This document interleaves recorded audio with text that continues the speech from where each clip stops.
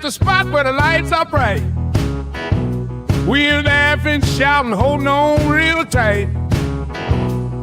Just examine that old school sound in the rhythm of night, where fun's always found. Here we're rolling all the way, just let the good times flow in this pixelated land where the wild ones go. Cruising at the arcade floor, we're shooting in Gallagher Road. Yeah, we're glowing at the Pixel Show. Let's blast them at the game machine glow. Well, everybody playing, everybody scoring at the baller room touring.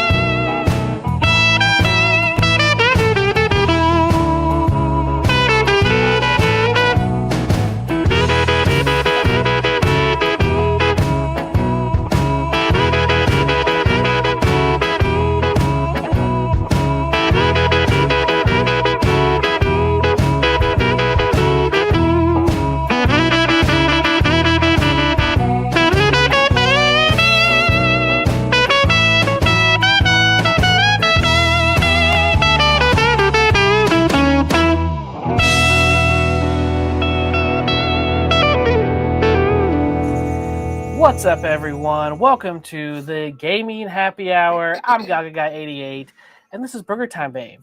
Hi. How are we all doing tonight? How are you doing? Fantastic, fantastic. Well, tonight we have a great show for you.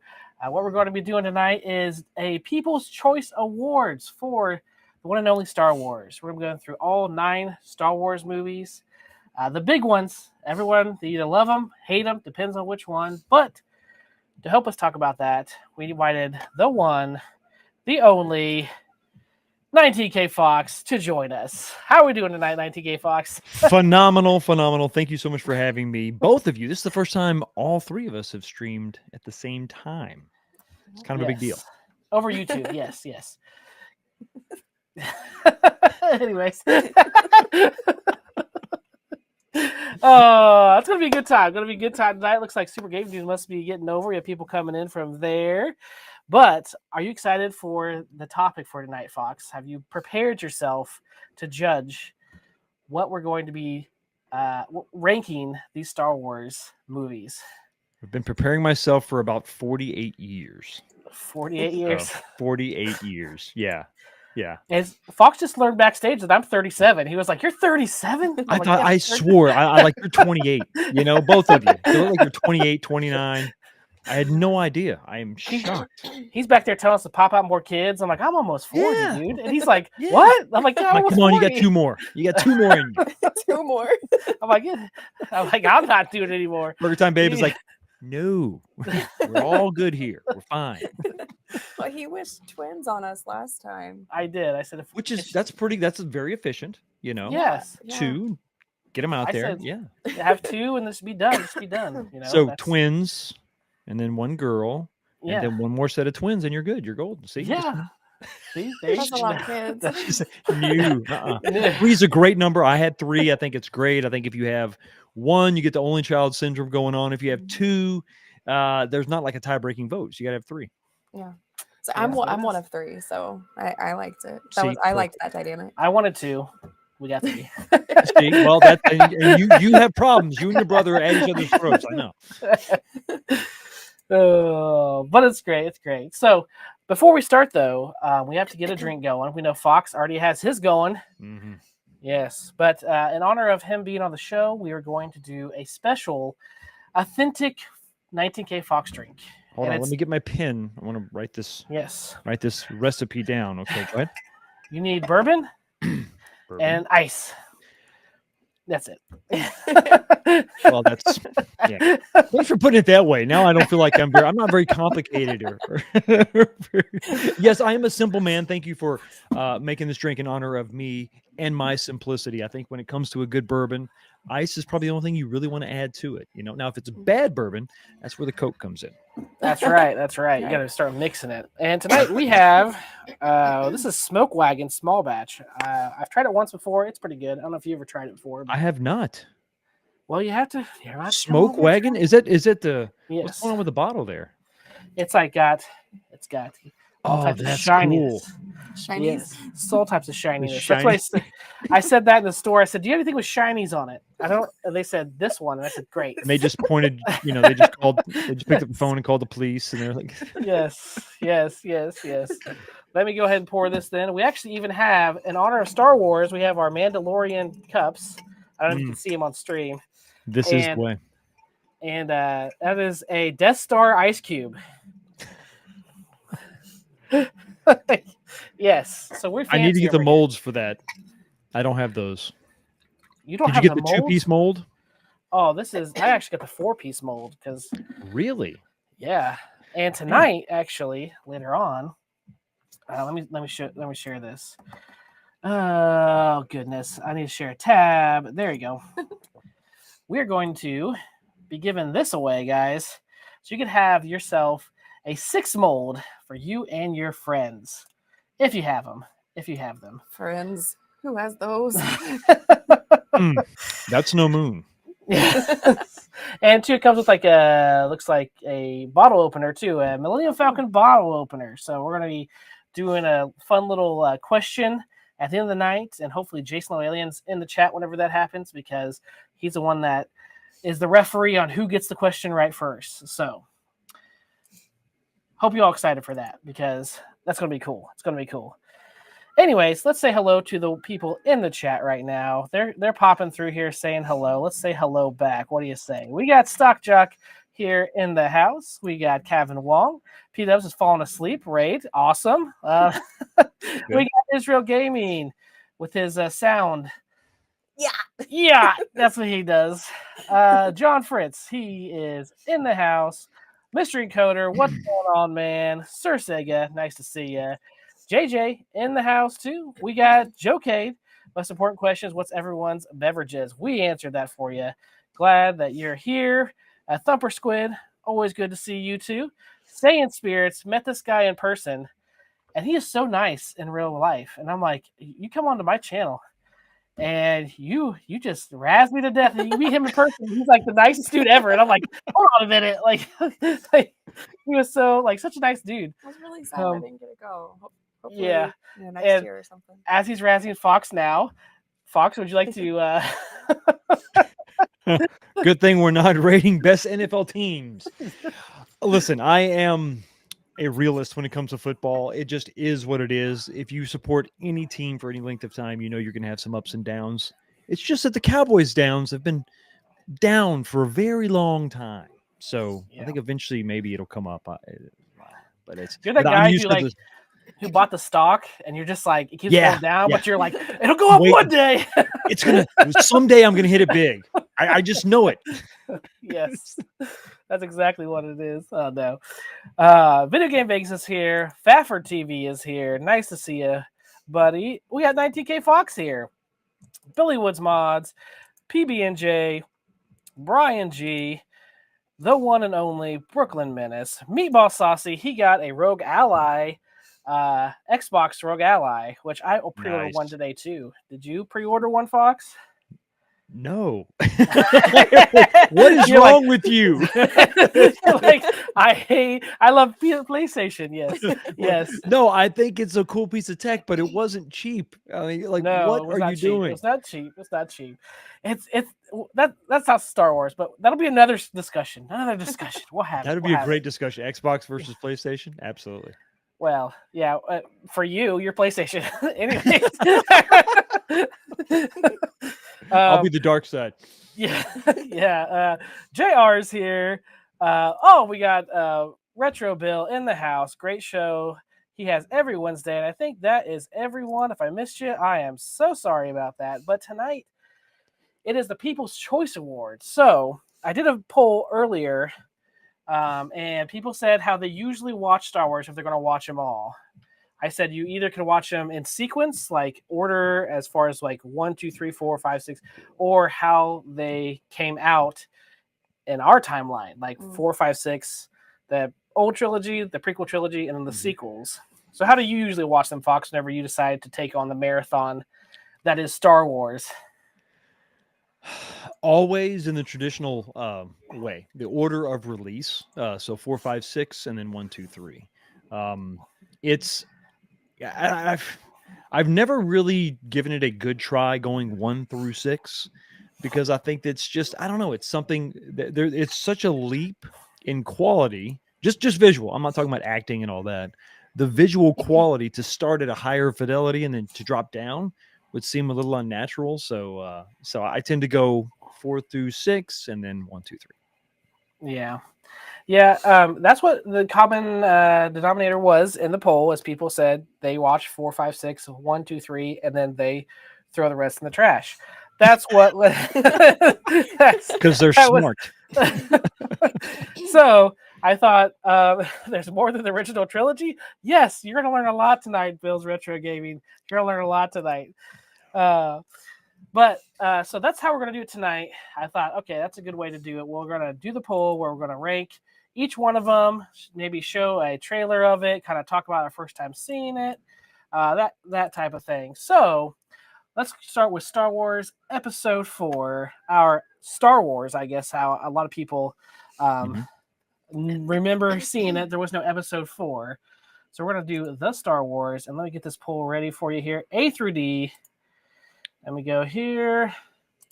And it gets smoother as it goes on, too, so you're not sitting here waiting. I'll have it already. What's this guy doing? Yeah, hurry up, dude. What's this guy doing? Yeah. He's hitting buttons. Yes. Okay, let's get the trailer going. Here we are. Polls up. We're going to give it 5 minutes. Take that off before I get I think demonetized. you gotta kill the sound. Old John Williams said it again. Yes. I actually we did a Turtles one where I did the same thing, and they still got me on the Turtles one. I was like, yeah, it was, they're all over it. Yeah, so I even muted it and everything, but oh well. All right, guys. So Star Wars. Do you remember the first time you saw the original Star Wars, Fox? What was that like? Where did you see it? What'd you think of it after you saw it for the first time? So it came out in 1977, and I was 1. So I didn't see it in theater. And I don't really know exactly when I saw it because things took so much longer to come out on like VHS and all that back then. I think that I remember I had a birthday party. This was like my 5th birthday party. So I think the second one had come out, The Empire Strikes Back. And I think that that was maybe when I kind of saw it, maybe right before that came out.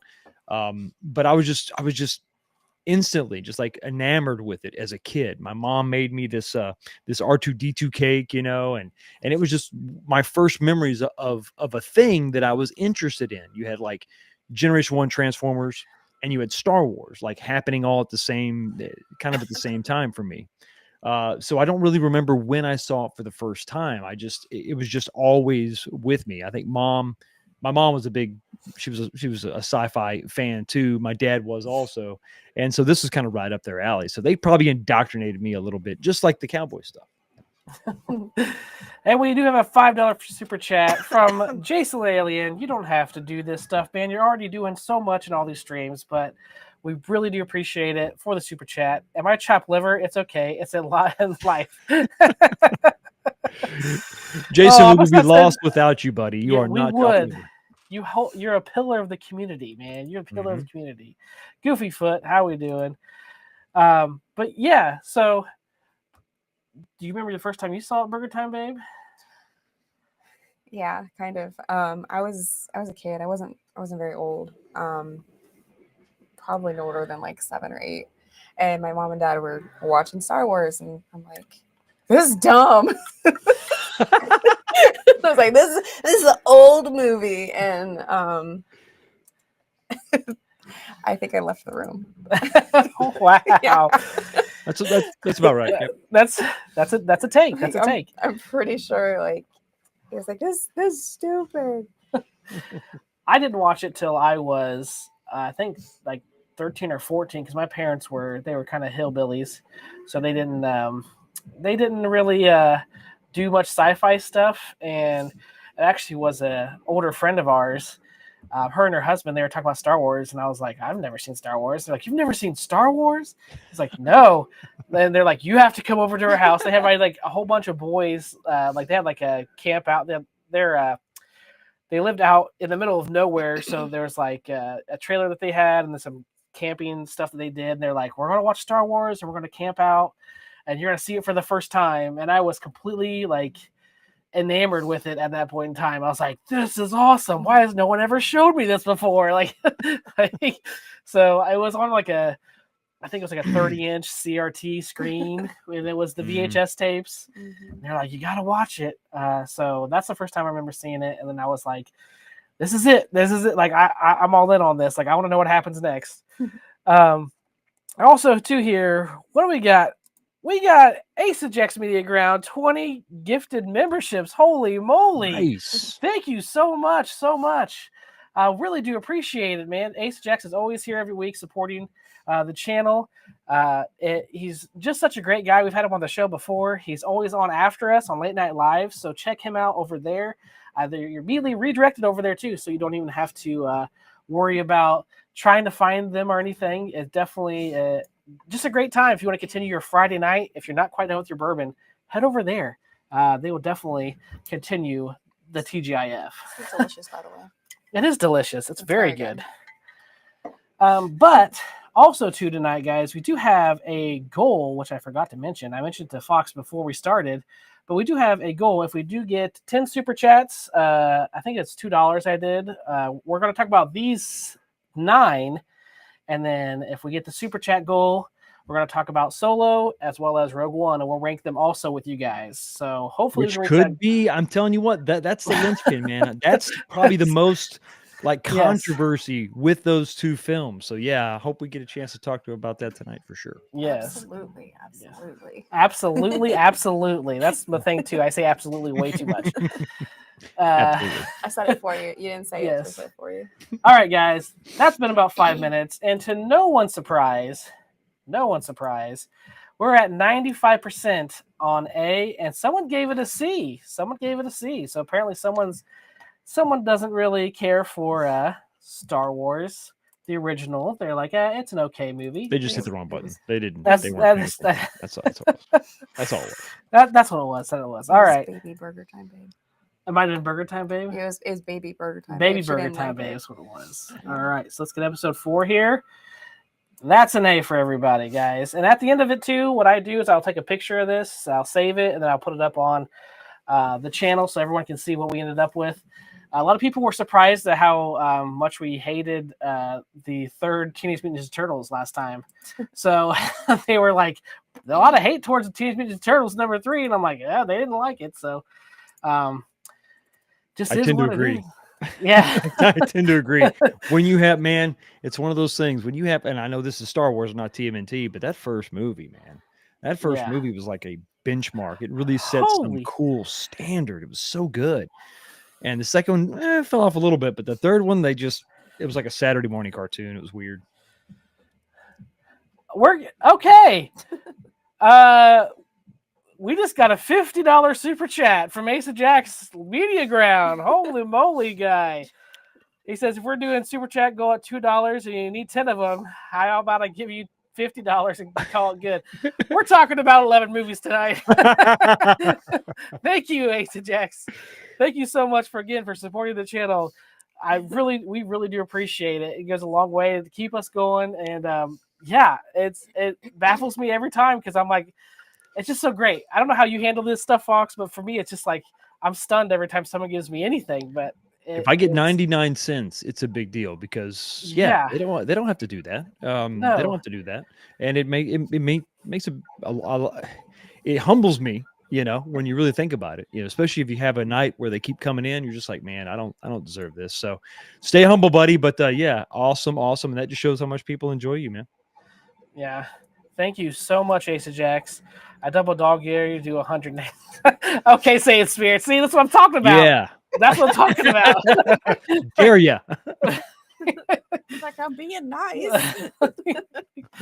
Yeah, never in a million years. If you meet him, I tell you, you'd be like, "Wow, this is him." Like, all right. So the next one, which is, I think, the most iconic of all of the Star Wars, the one that you've heard, the famous line from everywhere, because I knew, spoilers, everybody, Darth Vader was Luke's father before I even saw it. Are you kidding me?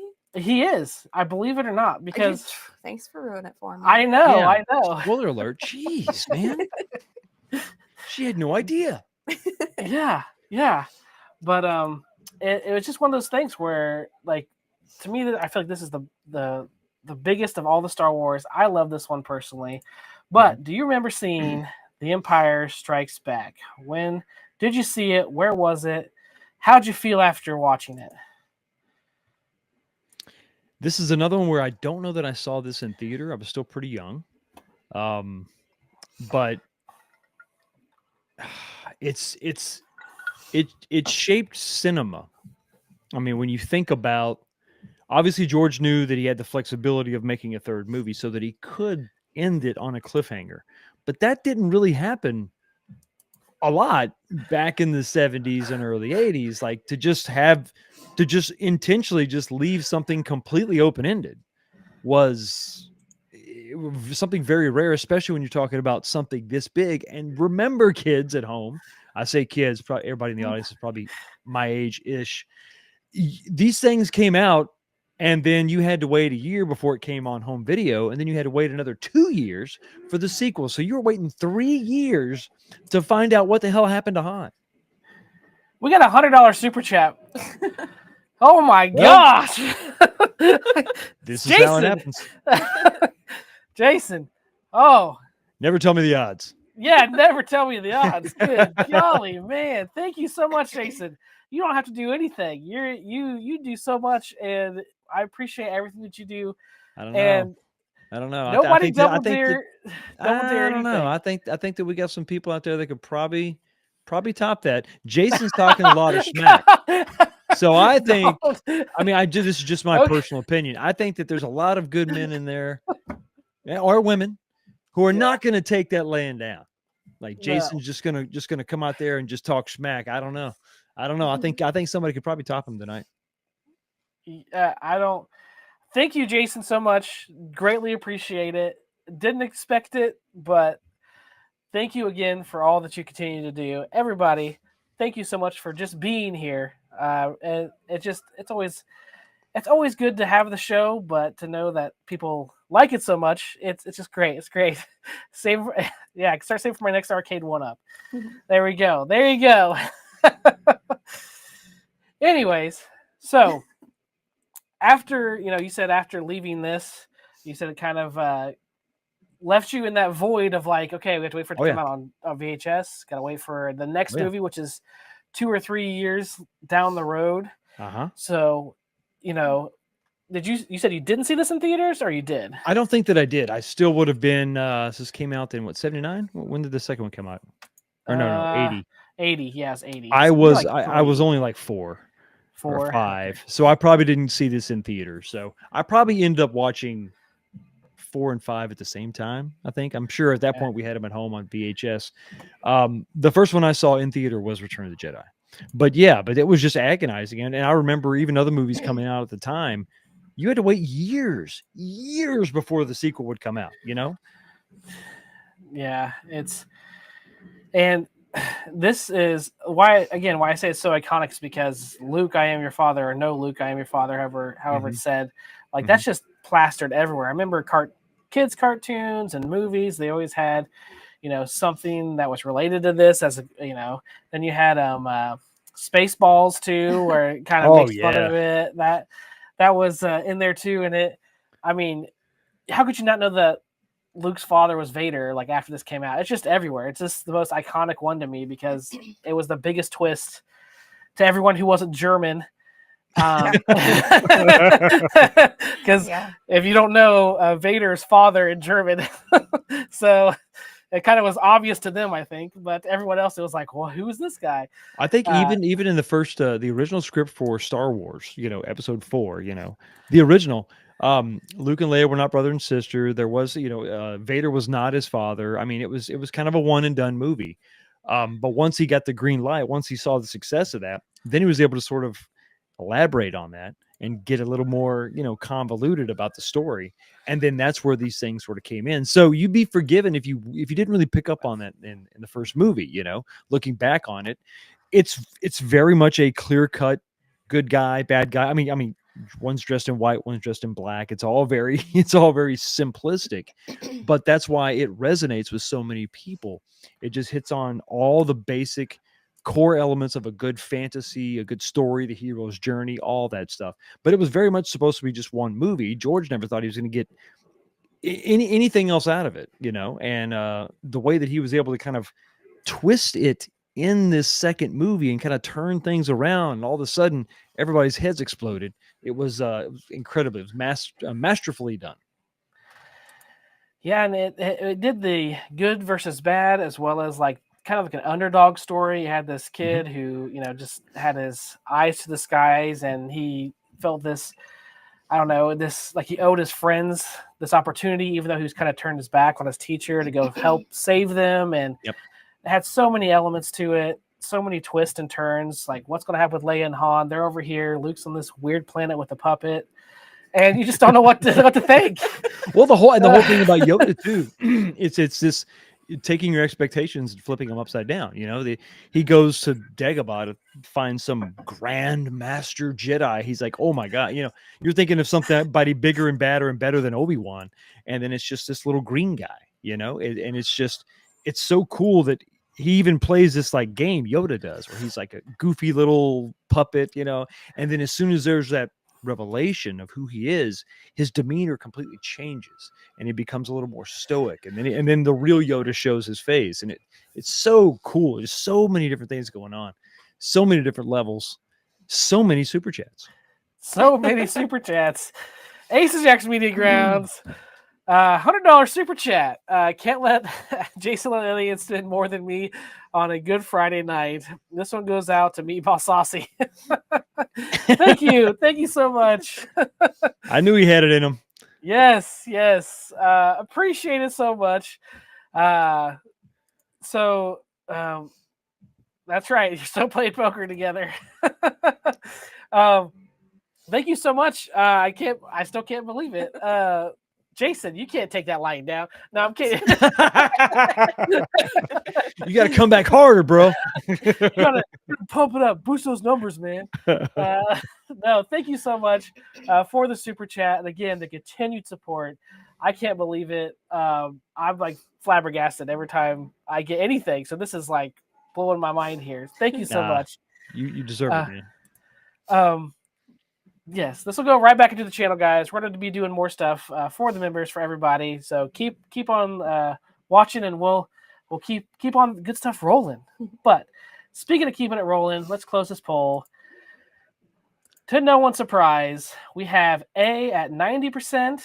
A is the highest, so everyone gave it. 90% of you said A, and 10% of you said B. So they gave us a B. Okay, real quick before we move on, tell me a negative about this movie, because I'm assuming this is your favorite of all the movies. See, I have two. If I had to pick one Star Wars movie to watch forever, it'd be this one. That'd be the one. Now, if you're talking like prequel trilogies, it's 3. Original trilogies, it's 5. Yep. So that's kind of how I base those. Because I have a negative about this movie, which most people consider this to be the greatest. I have one negative. You tell me, do you have a negative at all about this movie? For me, it's kind of a big one.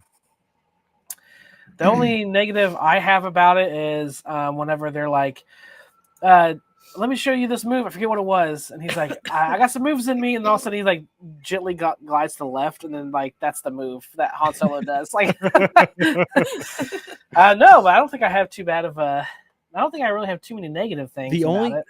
To me, the negative is that it can't really be watched alone. It doesn't really stand on its own as one movie. it really requires a Return of the Jedi to complete that picture. That's the only negative I have, which is really, you maybe can say that that's not really a negative, Fox, because the Return of the Jedi, that movie exists, right? But Yes. I think it's like required viewing. You have to have the two. Where Star Wars is just it is that contained movie. You can watch it by itself and you're good to go. So that would be the only negative I can see, because there's just so much goodness in it. I forgot to ask you, when did you watch this movie? I forgot. It's okay. Again, when I was a kid, I did like this one. I could not believe that Darth Vader was his father. I was like, that's his dad? What?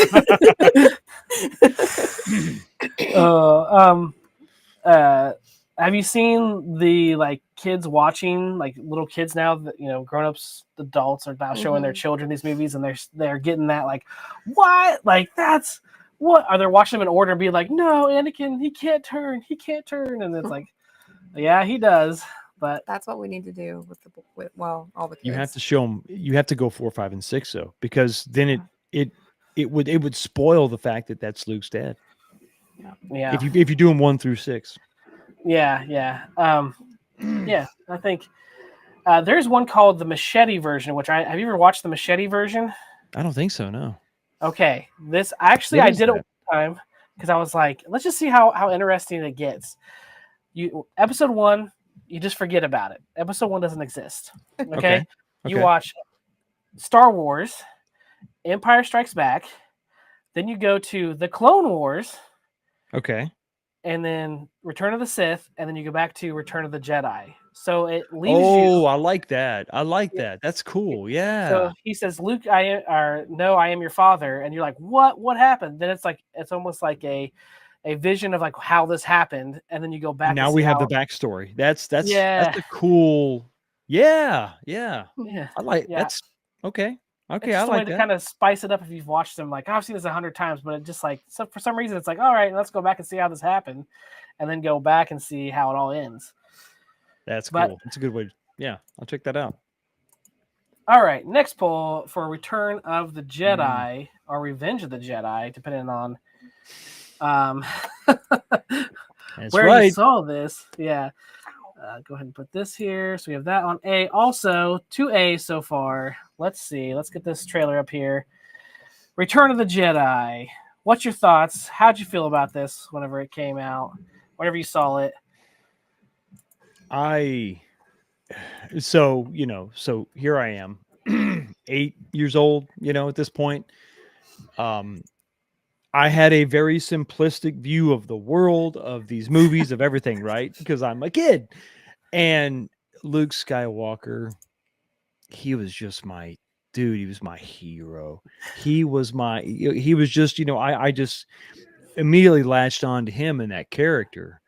And to see him be this Jedi, this badass, this confident person, it was such a clear sign or symbol that he had grown, when right off the bat he just walks into Jabba's palace and he's in all black and he's just taking charge and he's just doing the Jedi mind trick, and it's like, whoa, he's really come into his own. This is a completely different character, but also dressed in black, so it's like shades of the dark side. It was kind of it was just sort of cool to see him like that. So this is, for me, I love this movie. Maybe I don't know that it can overshadow the first movie, but for me, there's so much that comes to fruition in this movie. It all gets resolved. He saves his sister, finds out that that's his sister, and saves his sister and redeems his father. And it's one of those movies that the more you watch it, and if you're religious at all, you see that redemption arc. It's just, man, it hits you so much harder when you're a kid, and then when you become a father, it's just you're looking at it from both sides, and it's so powerful. So I absolutely just love this movie. Yeah, that's a great take on it. I mean,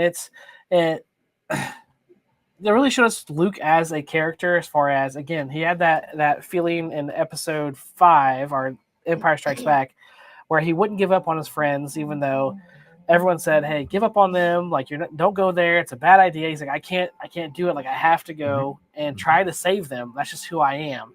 And then he has his father sitting there, and he's like, "I'm not going to give up on him either. Like, I can't. Like, I know there's something good still in him. I'm going to have to go back and face him to try and bring out the good." So, as a kid, good versus evil, that whole thing, it's just like a expanded, just expansion on that, where it's like this hero that's unwilling to accept that everyone is just completely evil, and that there is a chance for all of us, like you said, to have that redemption and to be able to turn things around even at the last minute. So it definitely was cool. I remember as a kid, the Ewoks, I was small whenever I saw this one. I actually saw it on TV, not realizing what it was, and I liked the little bears, which everyone hates little bears. And then later on, I watched this as like a 13, 14-year-old, and I was like, oh yeah, that's what this was. It was the little bears. So I do remember watching some of this. I do think that there's a lot of symbolism in this too, as far as, like you said, Luke's all in black, and then whenever he holds his father, his collar pops open and there's white underneath. So there's so much like symbolic, like just everything in this movie. So much was thought out that you don't notice unless you're really, really watching. Where Lucas just did a lot to have that whole battle in their brain. I love the movie. I can watch this anytime. And it wraps up my favorite one, which is Empire Strikes Back. So I love it even more. What do you think about that? The thing that I mean, like I said, we're getting older, right? You have kids. I have kids. At the very end, where Vader's helmet comes off, and you see he's just a scarred human underneath, and it's man, I tell you what, I've watched it and watched it and watched it and watched it, and there was so much going on with Luke. Everybody was telling him no. Everybody was telling him stop. Everybody was telling him Vader is lost. Vader is evil. And against all of that criticism, he keeps pushing on and pushing on. And Vader's last act on Earth, well, I guess on the Death Star, before he passes away, is to let his son know. He says, "Tell Leia, you were right." And in that, he validated everything that Luke had done. Everything. Everybody else was telling him no, and he just put his stamp on it. He solidified it. He said, everything you did was worth it.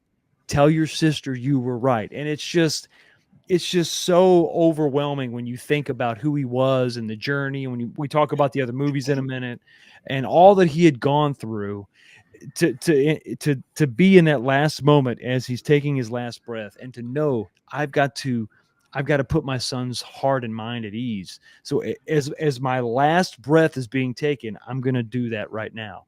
And it's so powerful, man. It's just really, really hits you, on different levels. As you get older, it just hits you in different ways.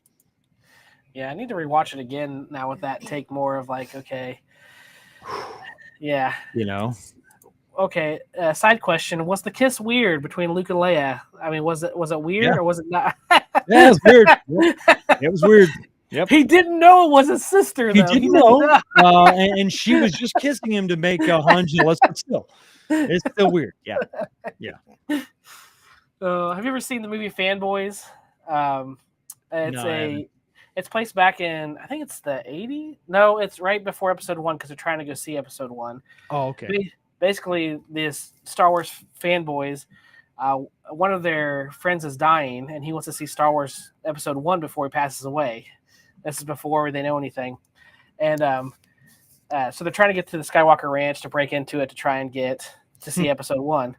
And one of the fights is it a weird kiss? Like, I'm going to sit in my basement all day long and argue whether or not the kiss between Leia and Luke is weird. He goes, it was his sister. He's like, he didn't know.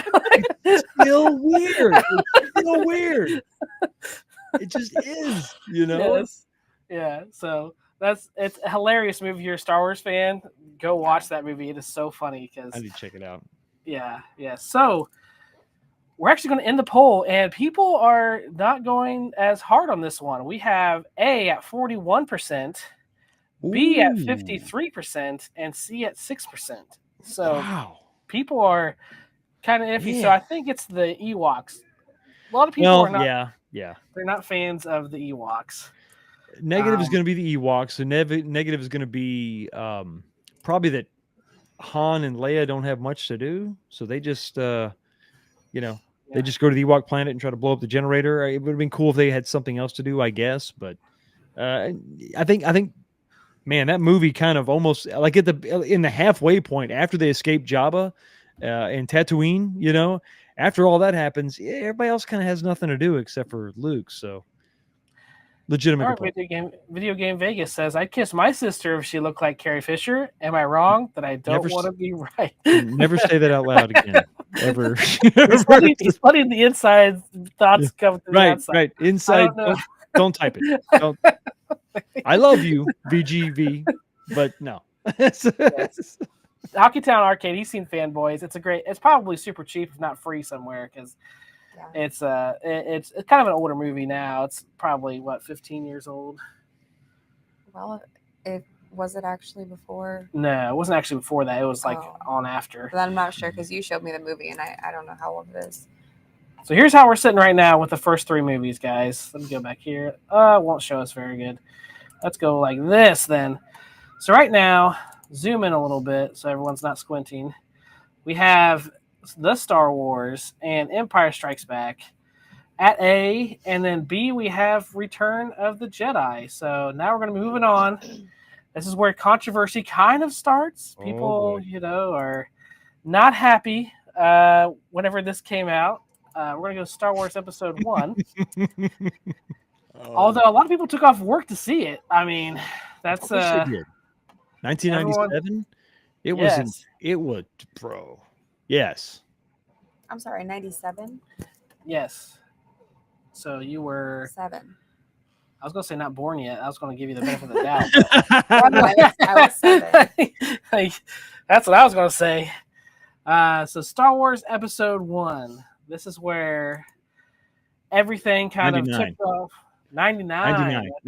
It was they re-released the original movies in 97. The special editions. Well, we can talk about that too if you want. Oh yeah. So how'd you feel about the special editions? At the time it was like, oh, that's kind of cool. Oh, that's kind of. But then, as those movies have aged, guess what has also aged? The CGI that he added in those movies. I don't like it. I have a Blu-ray of the de-specialized movies. They took like the Blu-ray and then they took other stuff and they removed all of his stuff. So it's just the original versions, the theatrical versions, updated. It's close to high def as possible, and that's the version I prefer. I think Disney is leaving money on the table. They could re-release those original theatrical versions in full HD, and people would pay. I would buy them. And I don't buy anything that Disney puts out now, but I would absolutely buy those. I had it was a Black Friday thing, back whenever Black Friday you waited in line and stuff. There was this it came with the Star Wars comic books and the 3 movies, and they were the specialized DVD movies. Yeah. And I was like, whatever, yeah, sure, that's cool. It's a Star Wars thing. But I didn't realize that in the bonus features was the original theatric version. They had changed a couple little things. Like I think Boba Fett's voice is a little bit changed, and then the crawl, they said it was a little bit faster. But besides that, it was none of the special added junk that they have. And those are the ones I watch every time now. I have those DVDs too. The DVDs, I forget which version it was, but they also had the original theatrical cut, not upgraded, not upscaled at all, pretty much just as they were. It's a little bit better. I think it's like Laserdisc quality, not as bad as VHS, not quite DVD. And that's a good way to watch them, without any kind of alterations at all. But that despecialized edition, you got to find them. Like there's a guy on Facebook that sells them. It's kind of sketchy, but I bought a couple of them and they look really good. They're really nice. So it's just a shame that they don't have that that option for Star Wars fans who want to see them as they originally were. But I don't think George Lucas that's probably like written in there somewhere where they can't do that.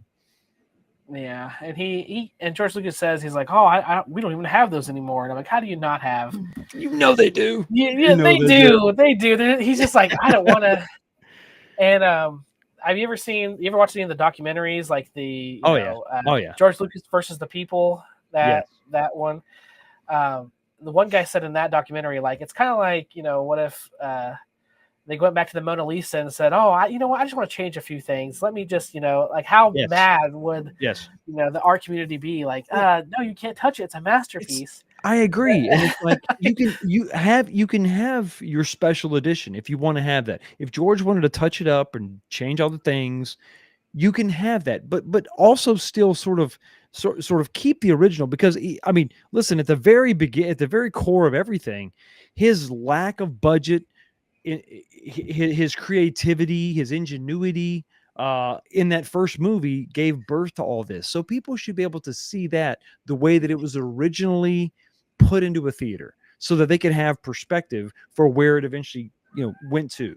Because I think that if they see that with all those weird 1997 CGI stuff in there, it takes away some of the Jabba the Hutt scene. Yes. Oh, that was terrible. Really bad. He looks like a giant turd, just like wobbling around. I'm like, why did you add this in here? It's so. And then Han shot. He's the only one that shot. It's not Han shot first. He's the only one that shot. Like, you have to establish him as a scoundrel, which is what he is, right? He's doing what he has to do in the trade that he's in the line of work that he's in. And sometimes, you gotta shoot first and ask questions later. And that was a very Dirty Harry, Clint Eastwood type of thing to do. But that shows his arc, right? Like, he starts off that way, and then you see him sort of get redeemed. So if you take that away, it's just, I don't know. I hate, and the way that is executed, that special edition where Greedo shoots and he shoots, it comes off as just clunky, and then they had where they had Han move his head weird, like they CGI'd his head over to make it look like he dodged a bullet. Pull the camera out a little bit. It was just dumb. It was just better to just have it be, because he comes off as ruthless. So right off the bat, you're like, oh, this is a bad guy. Oh, wait, no, he's not really a bad guy. He's kind of a good guy, Yes. So, yeah. Anyways, episode 1. What did sorry. Yeah, so 97, yes. So now we got 99, and then we got episode 1. Yes. And I was just like everybody else. I was losing my mind over this, man. Dude. I was losing my mind. It was like, Star Wars is back, baby. George Lucas is directing. This is going to be great. And there was some absolute great stuff in here. I will always champion the freaking fight between Darth Maul and Obi-Wan Kenobi and Qui-Gon Jinn.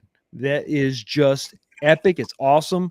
The CGI at the time was just like mind-blowing. But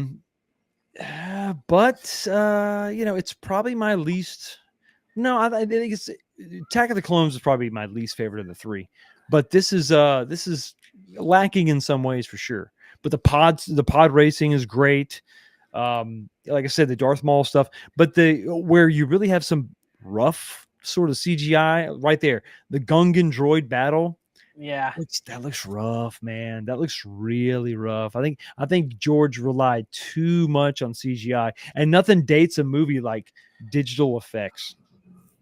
Yeah, and I feel like too he was so used to, in the first film he did so much, and even though it's older, you can still give it the leeway and say, okay, this is a certain time and periods. That's the reason why it looks like that, which he does with these two, but those don't look as bad. Like, you can see the art behind them and the model, and it does look kind of real, but you still give it a little bit of leeway. These, it's just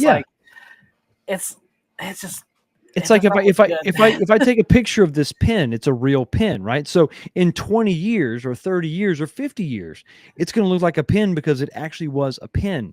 But if I digitally recreate like this pen, right, and it's the best graphics and best technology of the time, in 10 years, it's going to be like, God, that looks so fake. That pen's not even there. You can tell. It's sad. So then take that and then multiply it by 1,000,000 and put it everywhere. And that's the problem, because you can't go back and touch some of this stuff up. This stuff in the desert, if there's just a spaceship in the background, okay, you can kind of forgive that. But when the whole thing is CGI, oh Yeah. man, that's rough. And I think too, what else kind of hurt this is that you didn't know.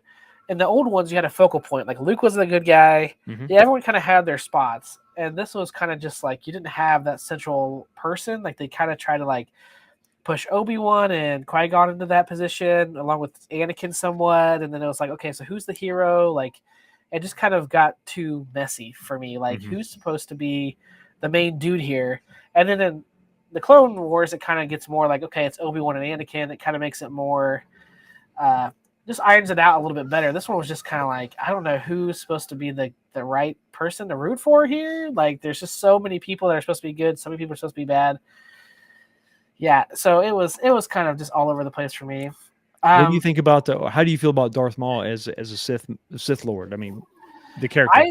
I liked him, especially because this was whenever I was younger. So I was like, oh, a guy with spikes, and like he's really cool. I think they killed him off too soon. I think they should have Way left too him. soon. Yeah, He should have been the next. Like I think he should have died in episode of the next one, Attack of the Clones. He should have died in that one, and maybe had even Darth Maul and Anakin fight, and then Obi-Wan and Yoda and Count Dooku fight. Like I feel like because you had Count Dooku, and I don't know if maybe that was the way it was always supposed to be, but there's always this rule of two when it comes to the Sith. So you have you have the one that has the power and one that craves it. So it's a rule of two. So then Darth Maul's gone. So then Dooku comes in. But he was alive at the same time that Darth Maul, and they were both Sith, I guess. I don't know. It's kind of weird. Yeah. I feel like I think you're right. I think if they could have kept Darth Maul, and then maybe he gets killed by Anakin in the third movie or the second movie, that would have had probably more impact, maybe. But I don't know. It's weird because that George knew he was going to make 3 movies. So he could have continued that story on. So I'm not sure why he chose to kill him off so quick, because he's such a cool character.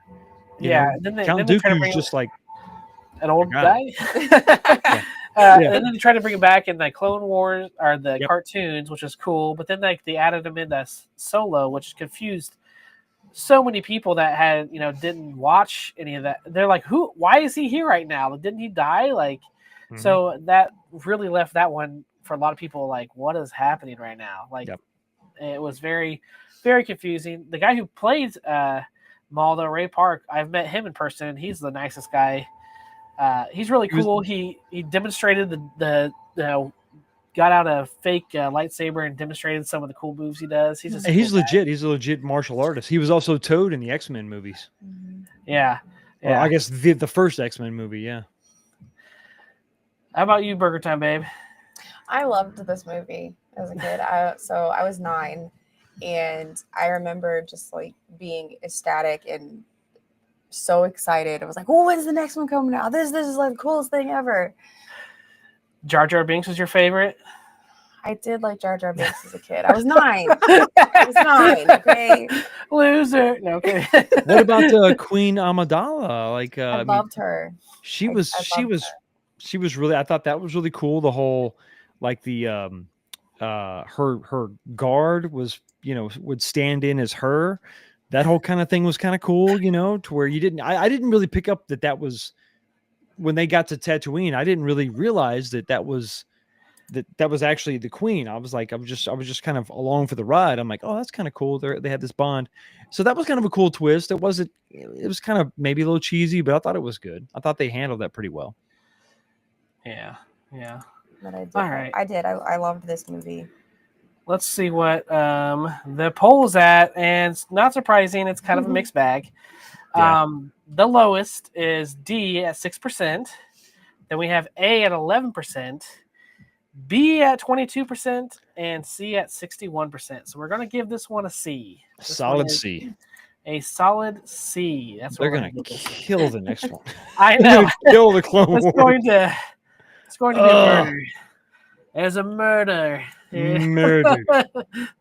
All right, guys, as we have so far, So checking it out, we can fill them all up here right now if you guys. I think we're gonna get. All right, so let's go over here. Next one we have is Attack of the Clones. We finally get to see Anakin. As a teen, is he a teen here? Or is he growing up? I always get kind of confused on that one. Like, what's he supposed to be? 19, 20? Yeah, something like that. He hates sand. We know that. It's coarse and it gets everywhere. It gets everywhere. Whenever you're out and on the beach, you're like, gosh, this sand. Why isn't it just mud? It should just be mud.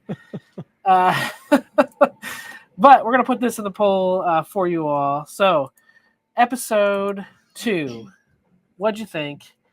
First time seeing it. Where'd you see it at? First of all, is this a theater type of thing, or were you like, I wait for it to come out on DVD? And what was the feeling around it? Theater, and it was. I mean, at the time, when this is all going on, I mean, like this is like, okay, this is like Darth Vader. He's okay. He's got a lightsaber. Okay, this is this was kind of cool. I did like all of the stuff on Coruscant, the city planet, the whole planet is a city. That stuff was really cool. I liked finding out about the infrastructure in the Senate and all that, because I'm kind of nerdy about this stuff. But for I think the average moviegoer, they probably hated that stuff. And, yeah, and so I understand that. But this is also, while all this stuff is going on, you're basically this plot is sort of being uncovered. This is how the Republic, begins to sort of deteriorate, and it's being torn apart from the inside by Palpatine. But I mean, I know it gets a lot of flack, but there's a lot going on in this movie, with the plot about the clones and all that being uncovered, and while the debates were going on and all that, and it's kind of a mixed bag. The overuse of CGI is very much there. You can see, I swear, man, some of these scenes, and if you go back and watch it and think about it like this, you see actors.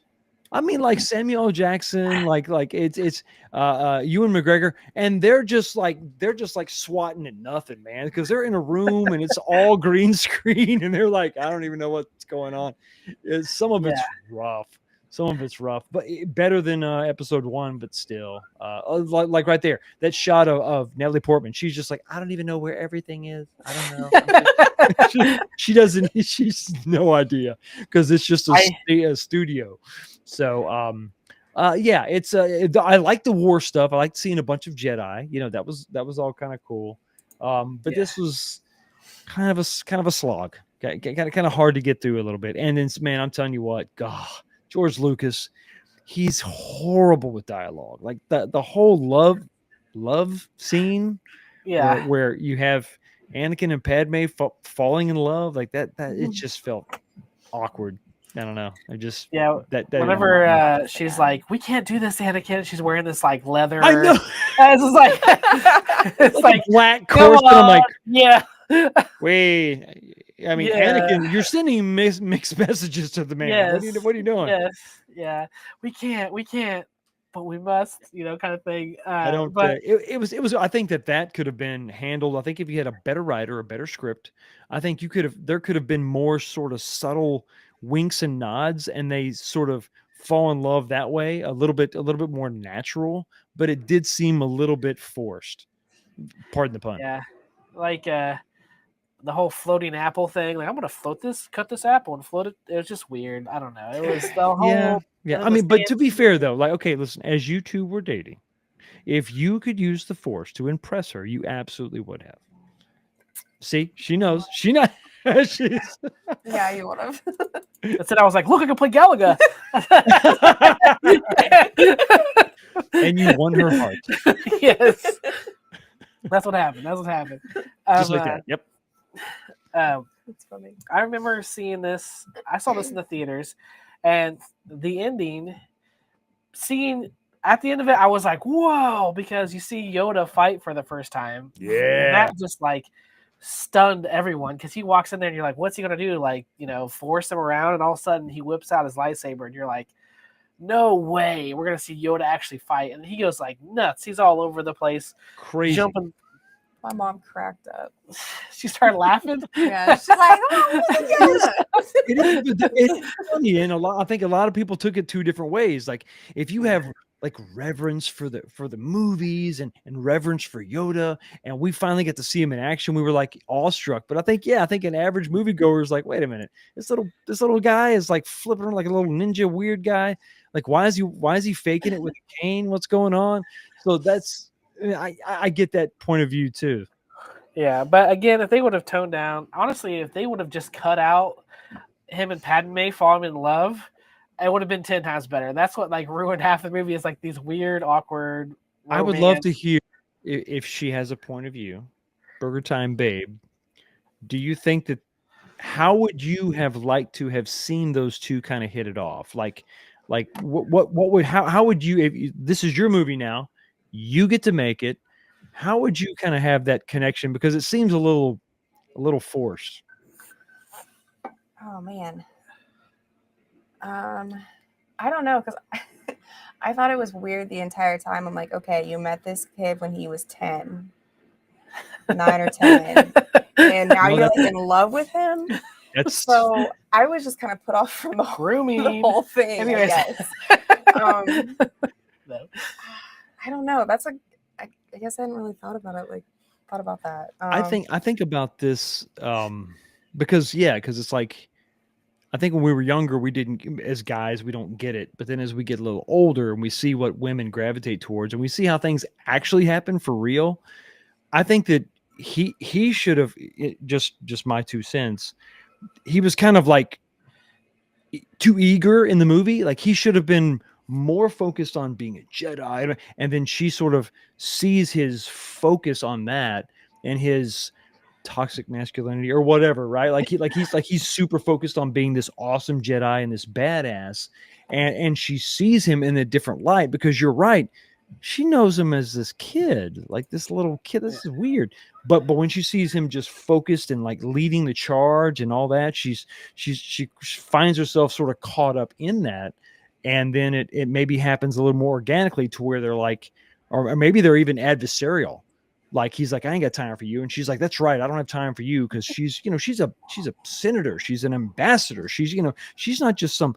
But to see those two almost fighting each other, and then eventually just sort of succumb and you know what I mean? Like I think that would have been kind of a better way to kind of do it, to where they're both trying really hard not to show that they are interested, but they actually really are. So I think that they could have handled that much better. Yeah, he like you said, he was too forceful. It was just weird. It came off creepy. Yes. Okay, yeah, I'm just saying, at like 17, if I was in this scenario, if he's like 17, 18, I don't know how he's supposed to be here, but just be like, it'd be so awkward. He doesn't talk to girls. I mean, he's a Jedi. So he'd be like walking up like, huh, remember that time I killed those bugs in your bedroom? That was crazy. That was cool, right? When I did that, that was awesome. Like it was pretty neat. It's pretty neat. Like I think it would have been like, because I think that she would be somebody who'd be attracted to strong like men that were like authoritarian, because she is in her own right very much a strong woman. She's forceful. She fights for, she's a senator, right? She's fighting for the freedom of her people and all that, with all the blockades going on and all that. So yeah, to have this kind of weirdo emo kind of kid kind of like drooling over her was just kind of weird. I think that it would have been cool to have them just sort of be like, both of them very like, I don't know if you may be too young for this, but you are almost 40, so I'm going to throw it out there. Remember the show Moonlighting? Nope. Okay, so this show, and for the old people in the crowd, you know what I'm talking about. Bruce Willis and Sybil Shepherd. Before Bruce Willis did Die Hard, he was in this movie called Moonlighting. And the whole thing, they were in this office. They were like private investigators / lawyer, I think. Anyway, the sexual tension was just amazing, because they just on screen looked like they hated each other, at each other's throat, always cutting each other down. But you knew, like underneath, like there's something there. And then several seasons go on, and eventually they hook up. That's what we needed here. like a moonlighting situation, where he's like, I'm a Jedi. I have no time for women. I'm being awesome. And she's like, that's right. I'm a senator. I have no time for men. I'm just being awesome. But then they just can't fight it anymore. That's the way they should have done it. And then they should have chimed in with the hungry eyes. One look at you and I can't disguise. And then they do a dance and he lifts her up at the end of the movie. That's right. That's right. All right. So because they've had the time of their lives. Yes.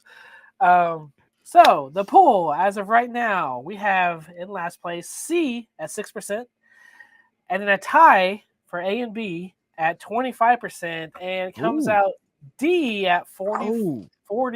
Just switched 41%. So they just switched up there a little bit, but this is a D. We gotta give them the D. You know how it is. Let's go ahead and put episode 2 in the D. You're so That's ridiculous. Right. That's right. So we got so far, guys. This is what we got so far. We're on episode 3. Let's do this. Let's do this. All right. Revenge of the Sith. This is the big boy of the prequels, I think. I mean, this has got to be, if you like anything with the prequels, it's usually this movie everyone brings up. Like, this is the one. So much anticipation. So many things that you're like, how are they going to make this happen, make this work? How are they going to make that Christian, is it Hayden Christensen turn into Darth Vader? All the questions are answered within this movie. So, what'd you think of it when you saw it in theaters? Epic. I mean, it's epic. It is. My worst criticism of this is it's probably a little rushed. I think that they could have taken what happened in Clone Wars and this movie, and they could have stretched that out and made that 3 movies. I don't know that we need to see Anakin as a kid. I think that they could have taken their time with this and really stretched it out.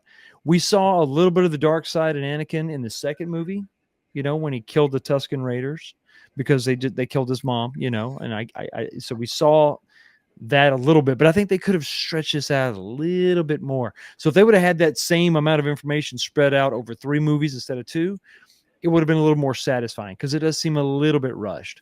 But obviously, like, the movie starts off now. At this point, the CGI is top tier. I mean, it's really good.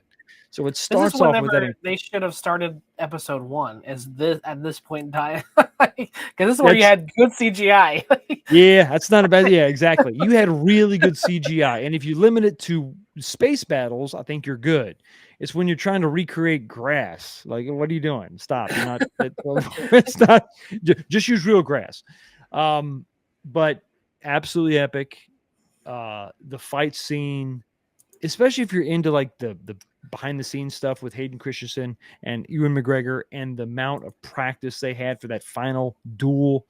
It's just epic with the lava and everything. It's so iconic. This is just, if I had to watch one movie out of these 3, I would watch this one over and over again. I just thought that it was just epic. It was awesome. It was brutal. I mean, they had to show Anakin go to some very, very, very dark places if you were going to believe that he was Vader, which is why I think they probably should have stretched it out a little bit. I mean, he goes like that fast, he's killing younglings, and that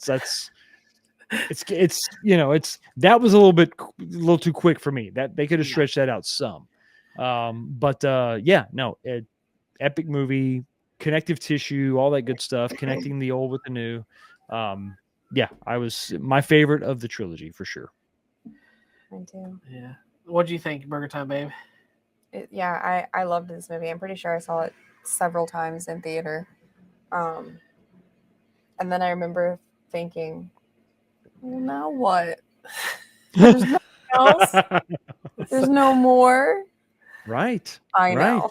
Yeah. If only there was like 3 more movies after that. My dad was like, well, you can read the books. And I'm like, but I want to watch a movie. Your dad said you should read the books? Mm-hmm. Your dad is a wise man. I'm serious. There is so much goodness in those books. Oh, yeah. I'll save it. I'll be quiet. Dude, the Thrawn trilogy. Okay, we'll talk about that in a minute. But yeah, so I remember seeing this in the theater. I believe I tapped it out like 21 times because I'm sorry, did you say 21? The thing is, we had a dollar theater near us too. So like I went and saw it probably like I'd say close to 10 times in the normal theater, and then the dollar theater had it, and like every time my mom was like, I'm gonna go shop at the mall. I'm like, I'm gonna watch episode 3 again for $2. Like, and I go over there and watch episode 3. Like love this movie. Did you watch it recently when it came out, the 20th anniversary? No, I couldn't. Dude, I saw it. Oh man, dude, I forget how long it has been. Probably when it first came out, right? When I saw it in theater. I never saw a re-release. I don't think it had one. When I watched it again by myself, just me, didn't take because no one wanted to go with me. Imagine that. It's weird. Watch this in theater again, man. I'm telling you what, it's just awesome. It's just so epic. So yeah, I see why you watched this 21 times. I would love to see it again in theater, honestly. Yeah, it's the only one I saw again in theater was episode 1 because they were redoing them in 3D. And this was right before Disney took over. Lucas had this whole plan to re-release them all in 3D with updated, junk and all that. So I went and saw episode 1 again in 3D, and then Disney bought them and they just halted the whole thing. Otherwise, I probably would have watched all of them in 3D because I would just go back. But they rescued Spock. I like the part where they rescued Spock. How dare you? Oh, what are you doing? No, but this was like, I love this movie to death. I especially at that age where I was, a teenager and angsty anyway. This whole movie's like an angsty teenager, like turning.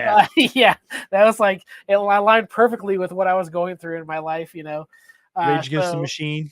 Yeah, like everyone, no one understands me, guys. When was this one? What? When did this one come out? I think it's 2005. Oh, okay. So I was like 16, 17. So I was all like, the world, the world. I know better than everybody. Gosh. Yeah. So, 20 years ago, buddy. 20 years. That's insane. 20 years ago. That's insanity. But this one I love. There's so many, so much they tie together. Things I didn't like. There's a couple things, I think it was too rushed. Like you said, there's too much going on in some places where it's like they could have really actually some of the stuff in the like video games and stuff that expanded on it. I was like, man, I wish they would have put this in the movie. Like they had a whole thing in the episode 3 video game where he went through the temple and actually fought Jedi, not just like marched in there with a bunch of clone troopers and then killed younglings. Like in the video game, you got to kind of see more of him, actually fighting real Jedi. But and one thing you got to do in the video game too is that really just pretentious librarian, you get to kill her, which is nice. She had it coming, didn't she? I was like, if it's not in the records, it doesn't exist. Well, guess what? Like, you know, boom, son. But that was another thing with these. I will say during this time, I feel like was the best time to love Star Wars video games because there were so many that came out during this time. Yes, and they were just like bam, bam, bam, bam, bam, like, and they were great. KOTOR 1 and 2, Battlefront 1 and 2. You had just all Legos that came out for kids. My favorite, The Force Unleashed. The Force Unleashed, yeah. I have it on Steelbook. I have 1 and 2 on Steelbook. I love that freaking game. I loved it. It was literally The Force Unleashed. That's what it's the title. It's aptly named. It was just taking all those powers that we saw. We really see them flushed out in this movie, right? We really see the lightning and the powers and all that. And that game just cranks it up to 11. It's so awesome. And you're 100% right. The early 2000s, mid 2000s, was a great time to be a Star Wars fan. They were pumping out some good stuff. I mean, really quality stuff. And then too, it was you had the books that were coming out too, and then you had the toys that were everywhere. I mean, I remember going to Walmart and there's a whole row of Star Wars toys. Quality stuff too. Like the little lightsabers that were like 3 feet long, and you hit the button and they would actually, the LEDs would extend out. I had like 5 of those. And I said they were for my kids. Yeah, we'll go with that. Because I was buying them for my nephew. Sure. But they Yeah. were so cool. They were like $35, and they were like at the time they were some of the realest lightsabers out there, right? It was so cool, man. Such a great time to be a Star Wars fan. Yeah, I know that obviously in the 70s/80s, whenever Star Wars first came out, it was like an amazing time. But I truly think that like this is the I think time to be a Star Wars. This is the no, best I time. think that's fair. 100% Yeah. fair. I think in contrast, I had a lightsaber in the 80s. You know what it was? You know what it was? It was a Darth Saber lightsaber. It was a long plastic tube and it had stickers on it, so it was red like Darth Vader's lightsaber. And they just had holes in it. And if you wanted it to make the sound, you had to swing it really hard so the air would flow through. So you would get this effect. Yes. So that was your lightsaber, you know. On a side note, Ewan McGregor, is it Ewan McGregor? Owen McGregor? Ewan McGregor. They had an issue with him during all of these because he kept trying to make the lightsaber sound with his mouth as he was doing it, and they had to keep telling him like, "Stop making the noise." Liam Neeson did the same thing. Yeah. You just do it naturally. It's funny. Okay, guys, let's see where we're at. The poll currently A at 12%, C at 12%, D, some people think this is a D movie at 18%, What? and B at 59%. So the Okay. people have spoken. It's a B. Okay, I'll take it. I'll take it. I can appreciate that, you know. Is this where you would rank it too? Would you rank it a B out of the Star Wars? Where would you rank this personally? I don't know. I'm kind of biased. I gave it an A. I think that it's just top tier prequel for sure. I think I gave episode 1. I gave it a B. I was generous. I gave episode 2 a C. Because in my heart of hearts, I can't give a Star Wars movie a D. Well, let me take that back. I can't give one of these Star Wars movies a D. I was gonna say, give it a minute. Give it a minute. We gonna talk about something right here. Yeah. Maybe this is a better. There we go. So we're kind of excited. So this is where we're at right now, guys. We got A is still episodes. I'm gonna do episodes. Episode 5 and 6. B is episode 6 and 3. C is episode 1, and D is episode 2. So let's move on to. I have to watch 2 again. I don't remember it being that bad. You don't remember 2 being that bad? Mm-mm. I think you definitely need to watch it, especially for the romance stuff. It was sand thing. If they just would have not done the sand thing. Yeah, it was not good. Mistakes were made. Yeah, it was not great at all. But those mistakes cannot compete. No. Episode 7. I'm not even going to capitalize a lot of this. So let's go ahead and get this poll going. So episode 7, for me personally, I had a lot of hope. Lots of hope. This was a new hope, technically, for me. Like, literally, yes. Yeah. Yes. It's like George Lucas is kind of done. He already has his, he's kind of getting older. He's wanting to pass the torch kind of thing. Disney signed on. I'm like, Disney, they're making Marvel movies right now that are doing awesome. What could go wrong? And we learned what could go wrong. Oh, my Lord have mercy. This one I didn't think was as bad. This one I left the theater like, okay, this is a nice start. Like they're kind of laying the foundation. Lots of things are similar to A New Hope. But I'm like, they're trying to lay the groundwork. So I'm like, they really kind of had to, really rethink some things. So I wasn't too offended by this movie. I don't know. I didn't leave the theater super impressed. There's things that irked me that didn't make sense, like Han Solo not having the Millennium Falcon anymore. I was like, so he just gave that up randomly, and Han Solo dying was also stupid as all get out. But I wasn't like super offended by the movie. What about you, Burger Time, babe? Well, Thumper Squid is cracking me up with all these puns and dad jokes. by the way. Oh, what is the temperature of a tauntaun? Lukewarm. Yeah, I mean, he's had like quite a few scenes.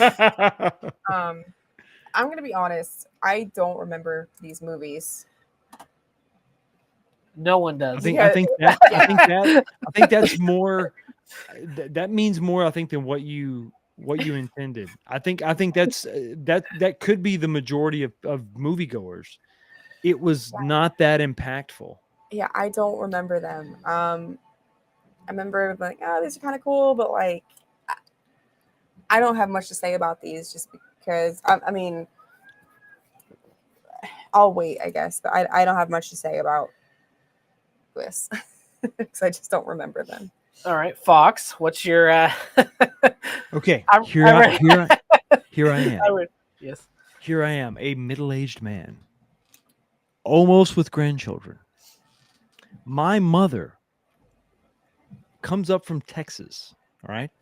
I have my sister in from Iowa for other things, right? But we go watch this movie. We're all together. We go watch this movie. I'm sitting there with my mother. I'm sitting there with my children, my wife, my sister. We're watching this. Oh my God, Star Wars again. I couldn't have been more excited. And I didn't get to see Luke Skywalker even speak a word. But J.J. Abrams, I watched Lost, right? When it was on TV, J.J. Abrams does this. He's got his mystery box. So he does a lot of like, we're asking questions. We're going to set things up. What's going on? Ooh. So I was like, okay. I mean, there's a lot of fun stuff, a lot of cool stuff. I had several questions. Why did Han Solo just unceremoniously just get killed? You know, why did they not use anything from the extended universe? But okay, I'm fine. I left the theater probably much like you, sort of like, okay, I can't wait to see where this goes. It was weird that they just wipe out 5 planets like it ain't no big deal. For some reason, we're still in a rebellion, but we're also in charge of the Republic. Yeah. That was weird. Hey, how did you not notice a freaking super weapon 10 times the size of a Death Star? I figure after the events of the other movies, you'd have like a radar for like super weapons. Like, hey, just in case, like somebody's making something, let's make sure we have like a device that could track it and just make sure that way we could say, no, don't do that. Had some questions, but I was like, okay. We can move forward. We can figure this out. I can't wait to see what's going on. And the big cliffhanger, right, was Luke at the end. So you're like, to your point, Burger Time, babe, like it's almost like the big takeaway from the movie is I can't wait to see what the next one, what's going on in the next one, you know, like, yeah. So that's kind of how I was, not super negative at the time, not super negative on it. Very much looking forward to what was going to happen. I thought Finn was going to be a Jedi. I thought for sure he was going to be Force sensitive. That would have made more sense. Yeah. That would have made more sense. And that would have been such a good, like, his concept as a story was so amazing. You are a child who's taken in and basically forced into a military, and then you go AWOL on that military, fight against them, and become a Jedi. That's an amazing. And then you're fighting. What an incredible story! Yeah, you're fighting the people that you fought along with. Like you like. There's so many things you could have done. And I think like it was funny when like the Jedi would identify children at a young age that were Force sensitive, right? And they would bring them into the fold as a Jedi. I thought it would have been kind of cool if the Empire used that same sort of thought process in identifying stormtroopers. So he was selected because he was Force sensitive, but they didn't call it Force sensitive, and they didn't take him down the Jedi path. They took him down the stormtrooper path. So it would have been cool that he finds out you're special, but it's not because you're a good stormtrooper. You're special because you have the Force. You're Force sensitive. I mean, that would have been so much better. So much speaking to why he felt so out of place. Like he rebelled. Like he thought he knew in his core, this ain't right. Where does that come from? That comes from the Force inside you. And then imagine we get to teach that whole lesson to a new generation, and Luke becomes the Obi-Wan and all that. I was so excited until the second movie came out.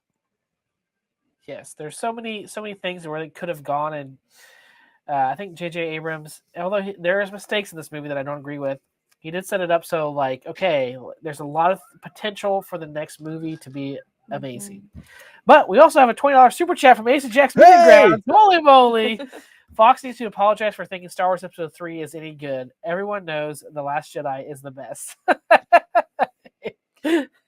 I'm going to take all my rage and I'm going to internalize it.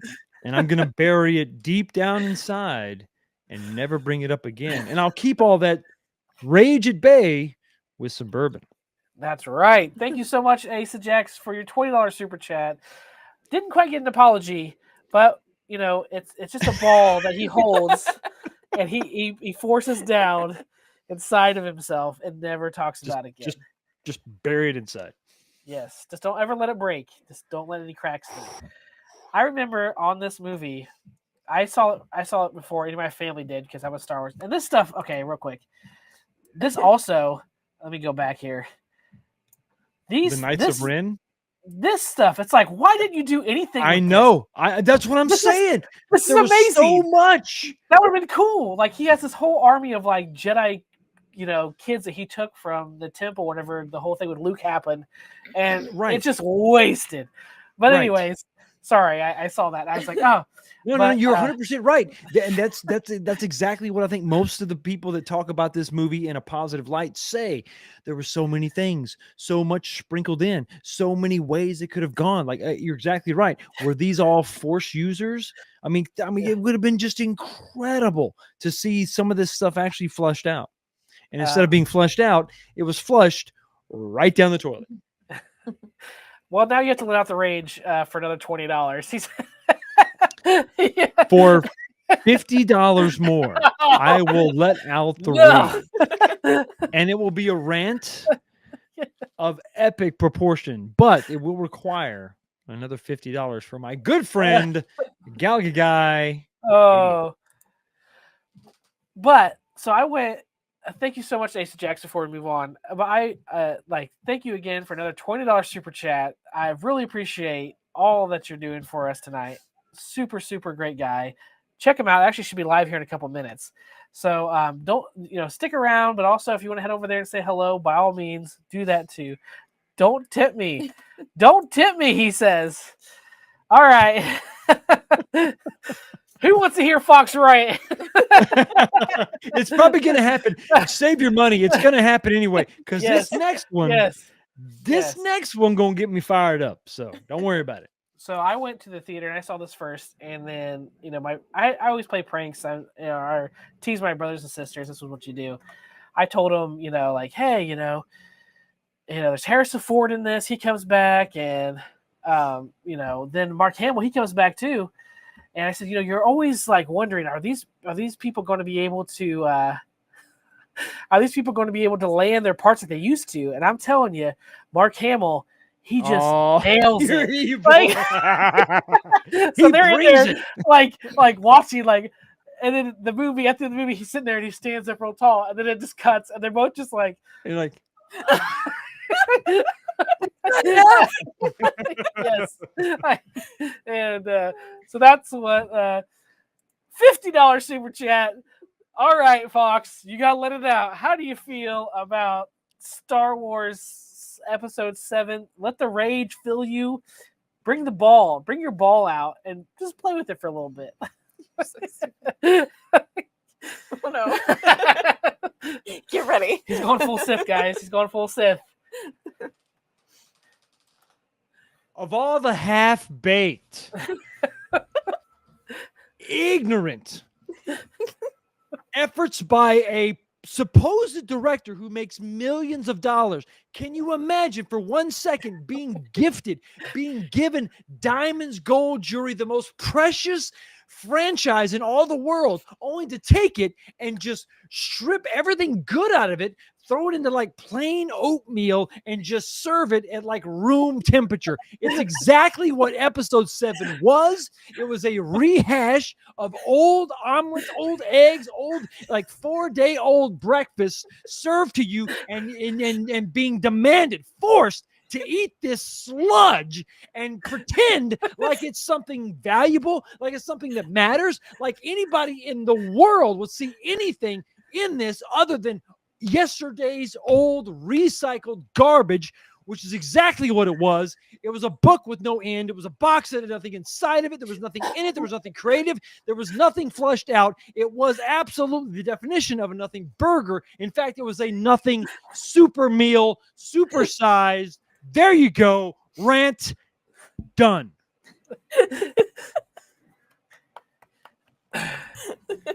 That rant's brought to you in part by Ace of Jack's Media Grass. Wasn't a fan of the movie. Oh, thank you so much for the rant, Fox. We're not even to the worst of it. We're getting to the worst of it. Oh, We're in the poll wow. here. We're in the poll here. That was worth it. That was worth it. Okay, we will put that up on the screen. I don't know if you saw St. Stewart's latest. Oh, you're able to buy a premium version that's purchased. Yeah, maybe. Okay, we're in the poll here. We got a C out of this, actually. People are giving it a C. So they're saying that it is on par with episode 1. That's what they're saying. Oh my gosh. I'm going to need Fox to step it up a bit. He's holding back, and it's intolerable. Okay, we're going to save that. I may swing for the fences on the next movie. Yeah, I was going to say, Jason Alien, 100% appreciate it. We're gonna take this $50 and we're gonna put it in the bank right now because he's gonna save that rant for the next movie because the next movie he's gonna have some words, lots of words. All right, so episode 7, we're saying it's on par with episode 1. That's what they're saying. They're on the same level as that. So we're gonna keep going. See. This is where all gets this is so many things about this one. I'm like, I don't know, guys. This is the worst. This is by far. It's painful. It's very painful. It's very painful. Star Wars Episode 8, The Last Jedi. Let's pull it up here. Hurt everyone's eyes. Mm-hmm. And Fox, what did you think going into this? What was your expectations? Did you have any expectations? What did you think? Much like, I think my feelings after watching episode 7, going into episode 8, hopefully some of those questions, of which there were many, being answered or at least expounded upon, and then maybe eventually answered in episode 9, right? So who is Snoke? What is Snoke? The dark. Yeah, that was the other thing. Side. Sorry, I'm already getting angry for you. Like, oh, Snoke. Like, go ahead, just go, brother. Go ahead. Sorry. We're going in, and once again, now my mom and sister are not here this time, but all my sons are with me, and they know Dad's really excited. He gets to finally see Luke Skywalker speak. At least that's what I was hoping. So excited about learning more about this world, this mystery box that J.J. Abrams had introduced to us all. Answer some questions, expound upon it. Where's the story going to go? I'm excited. What happened? Why is Luke on this island? All these things. And then almost immediately, this infantile moron, this intellectual dunce, this slightly elevated slug of a human being named Ryan Johnson decided in his infinite wisdom that he thought it would be kind of a neat, kind of an idea to take one of the most cherished characters in cinematic history, and that is not an understatement. Once again, going all the way back to episode 4, we talked about Luke embodying the hero's journey, the small town boy with dreams of grandeur, of something more, of something beyond himself, which can be applicable to every single human being on the face of the planet, always aspiring for something different, something more, seeking out a broader perspective. The most optimistic character in cinematic history who fought against all odds, his best friends, his sister saying Vader's lost. Don't even waste your time. And he saw through determination, through sheer will, through the almost it's the most dedication you could see to someone, to an ideology, which was the Jedi path, the Jedi way, to see the good in his father, to see all that being rewarded and in the redemption thereof. To see Luke Skywalker, before he utters a single syllable, take the lightsaber of his father and throw it over his shoulder. I almost died right there.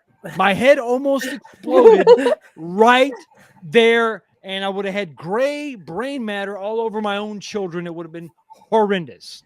I didn't know what to think as that was going on. I'm like, well, okay, where's this going to go? And you know where it went? Once again, I referenced this before. It went right in the toilet. It got worse from there. But when you start off the movie with that, not even a slap in the face of every single Star Wars fan, but you slapped us in the face, you kicked us while we were down, and then you took our wallets and took all of our money, and you bought Pokemon crap with it.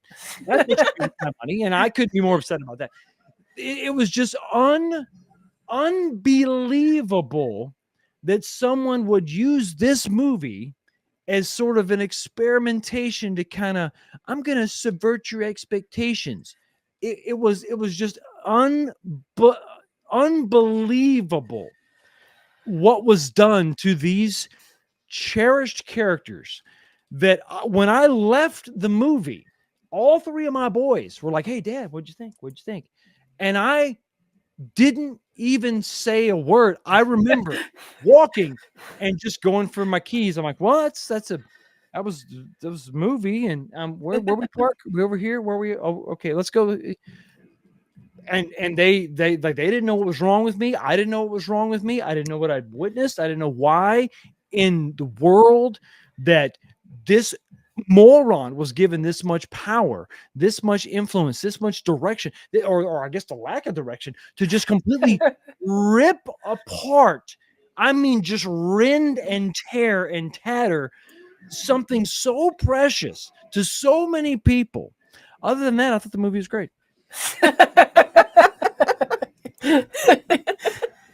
It was. I tell you what, seriously though, it was shocking.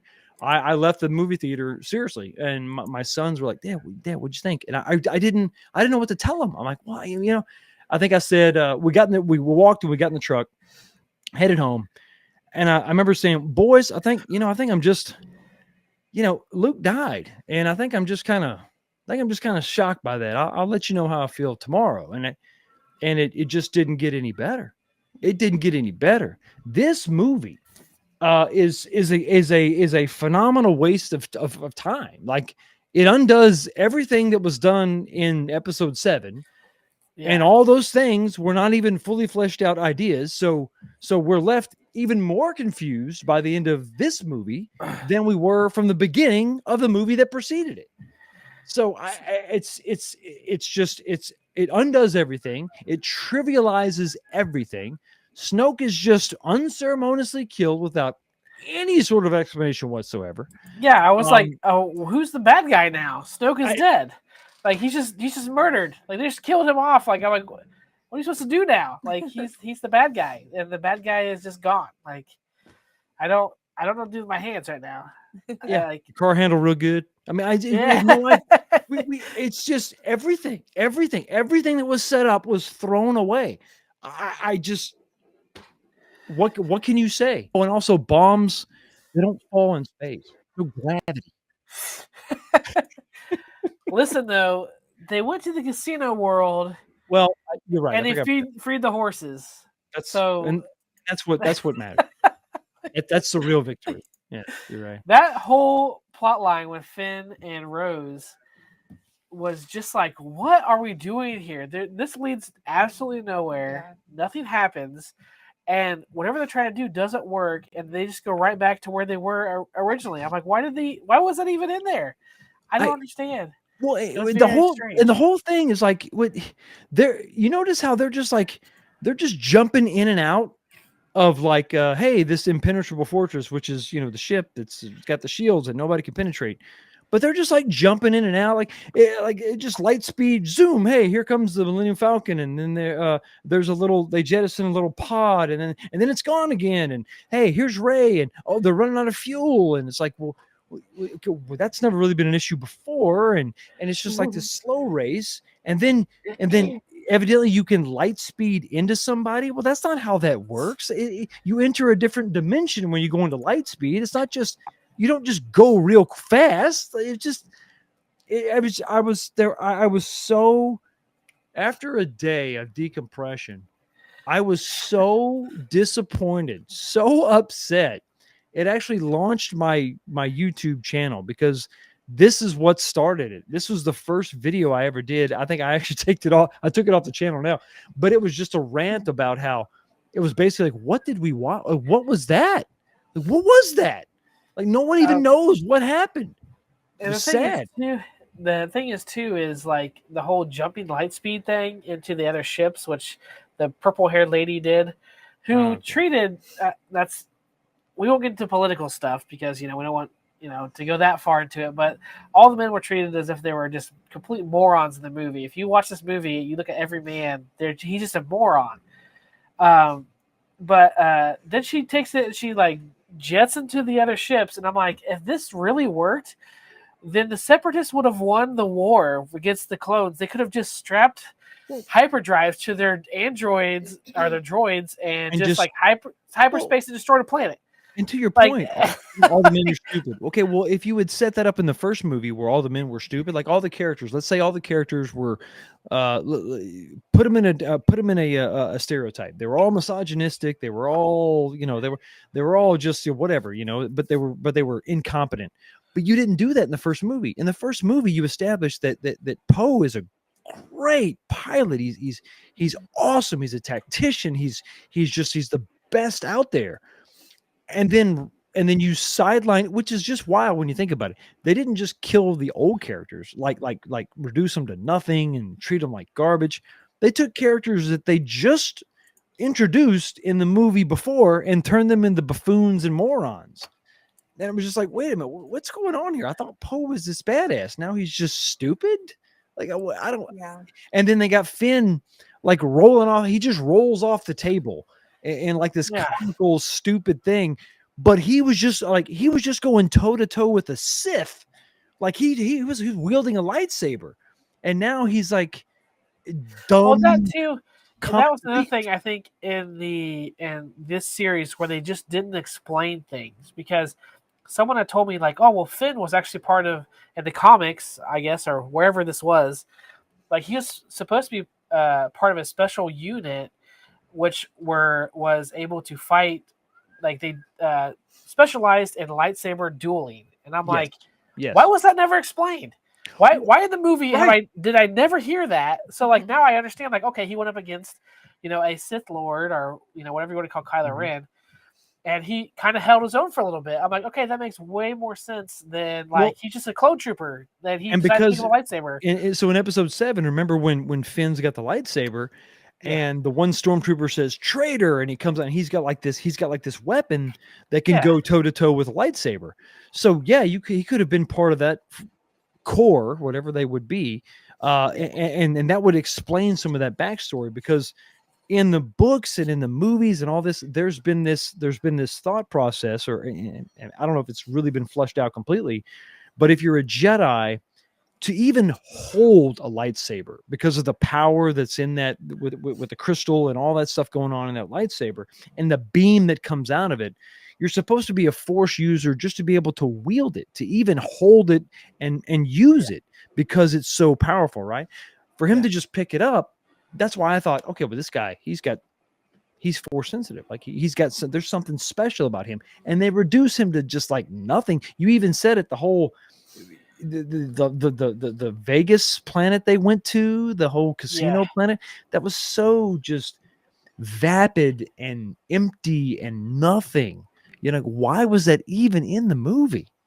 And the thing that made me most mad, the thing that made me most angry at this movie was because the best line in the sequel trilogy is said within this movie, and it is totally wasted at the worst moment.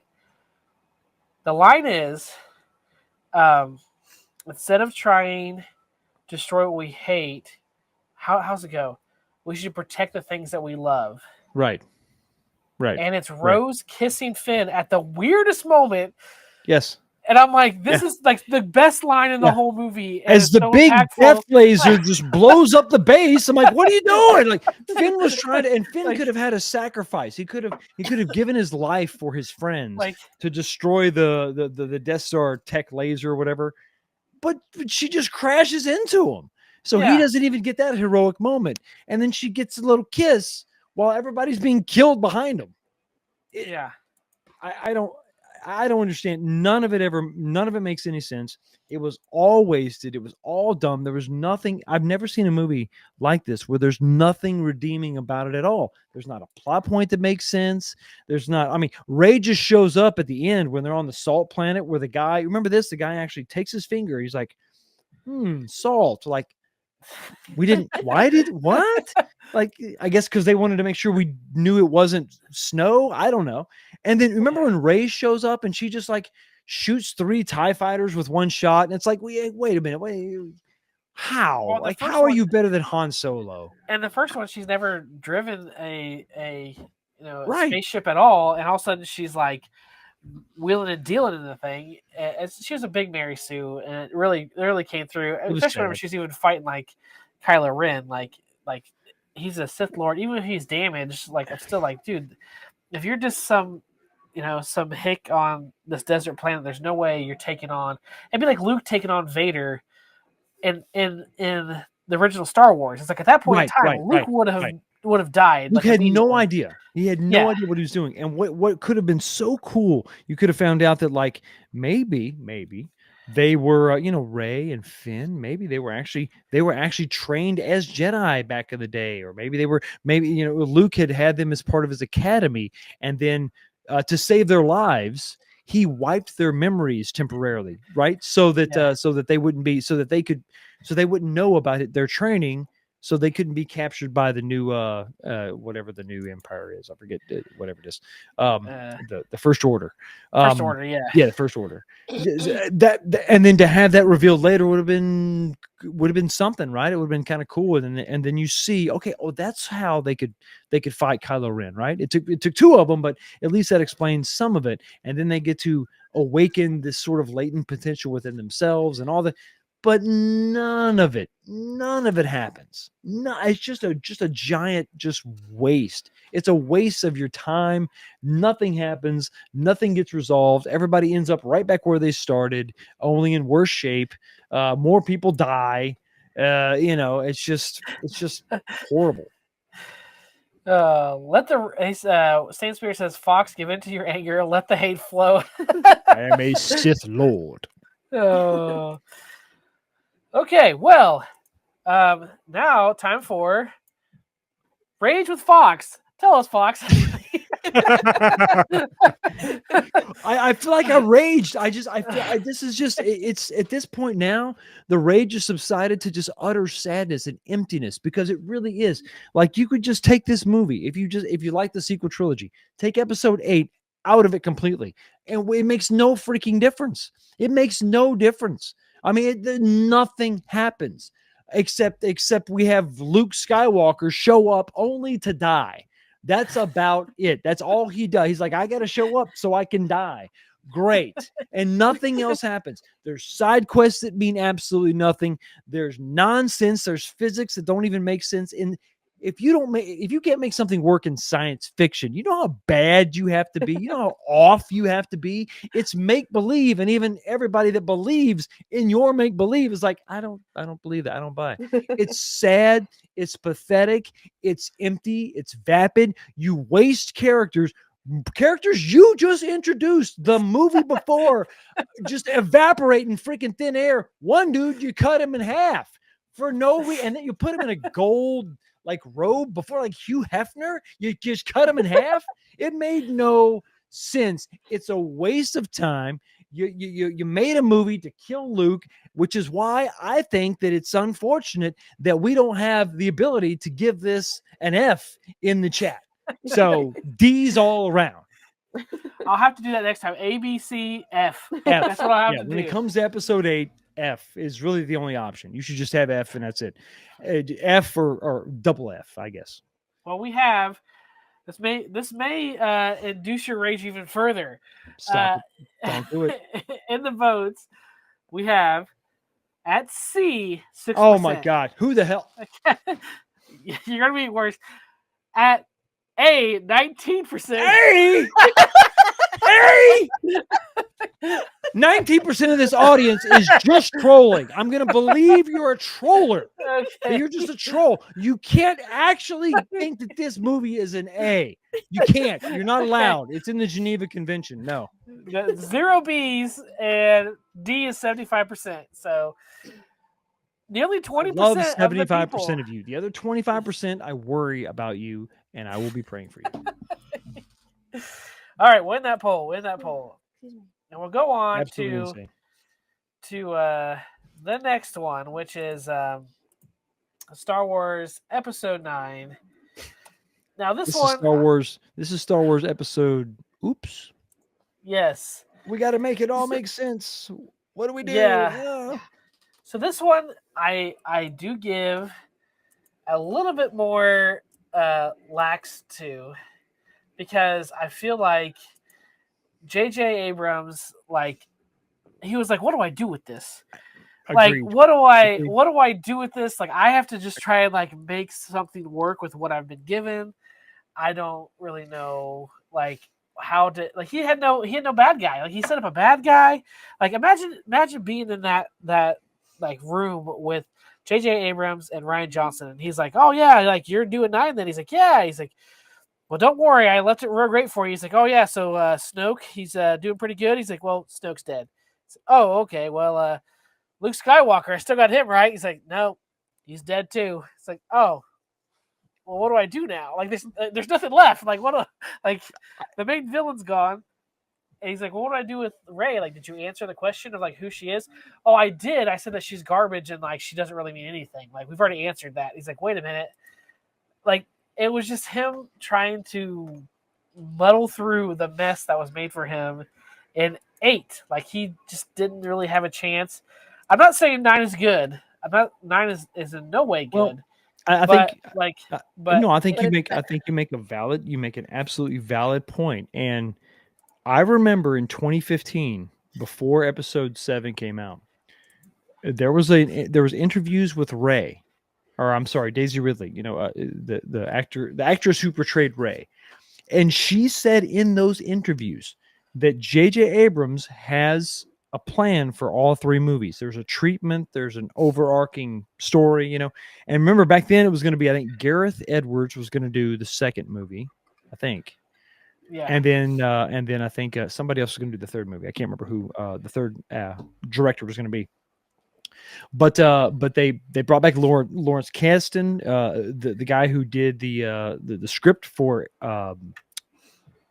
Empire Strikes Back and Return of the Jedi. He did the treatments, and there was a point to all this, and it ain't so you have 3 movies to tell this story, and Kathleen Kennedy and her infinite wisdom brought in Rian Johnson, who just torpedoed all that. So yeah, so to your point, which makes a lot of sense, what do you do? If you listen to some of the early interviews with Mark Hamill, do you know at the end of episode 7, when he's just standing on the cliff and he's just got his white robes on, you know what was originally supposed to be?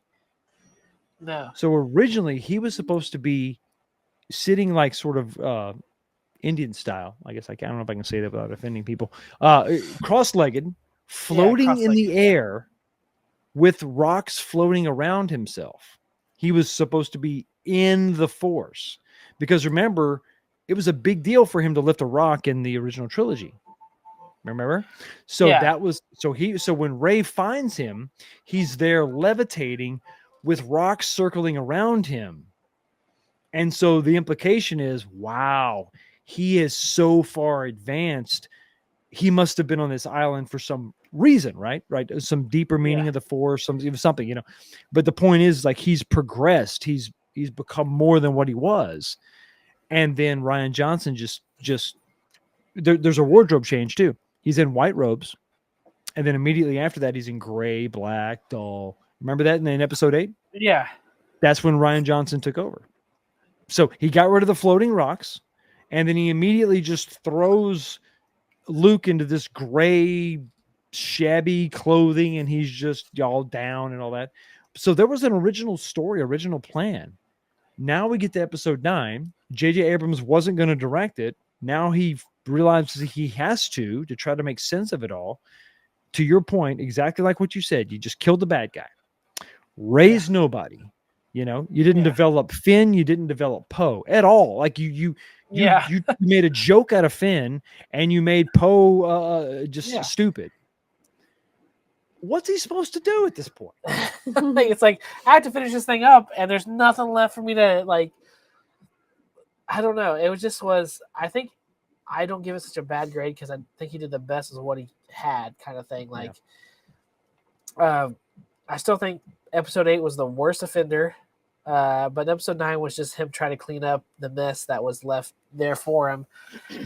I still don't like how much of a Mary Sue that Rey ends up being in the movie. And we know that Carrie Fisher had passed away, and so they had to try and put her in there, but also kind of like, I thought in, which one was it? Which is the one that they shoot the ship and she does the Mary Poppins? Was that 7? That was episode 8. Everything. Episode 8. Think about everything you hate. Think about everything you hate in the sequel trilogy. 7. It happened in episode 8. All of it. Why didn't they just kill her there? Like, just like, bye. And it's so sad. Like, That's that would the have made one. sense. That's the one actor. Unfortunately, that's the one actor that didn't really live. Unfortunately, she passed away right after she finished episode 8. It's very, very sad. But yeah, they killed off the 2 actors that are actually alive. It's just a waste, man. I think that you could have gone back in a perfect world, and let's say you don't want to follow the books and you want to throw all the EU out, which is sad because the books are just incredible. They have so much depth. They have so much stuff going on because you can write 1,000 books and you can have so much depth and character development and all that.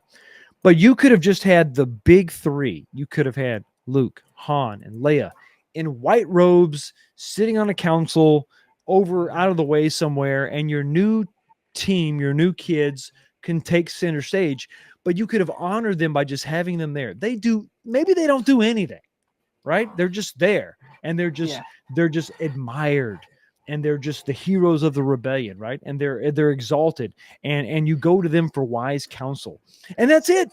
That's all you got to do, And Admiral Akbar, like, why did he have to die during the Carrie Poppins scene? Like, he could have been another hero of the rebellion on a wise council, kind of like the Jedi Council in the prequels, except that now this is a new council of heroes of the rebellion, and you go to them for advice. You don't have to kill them off.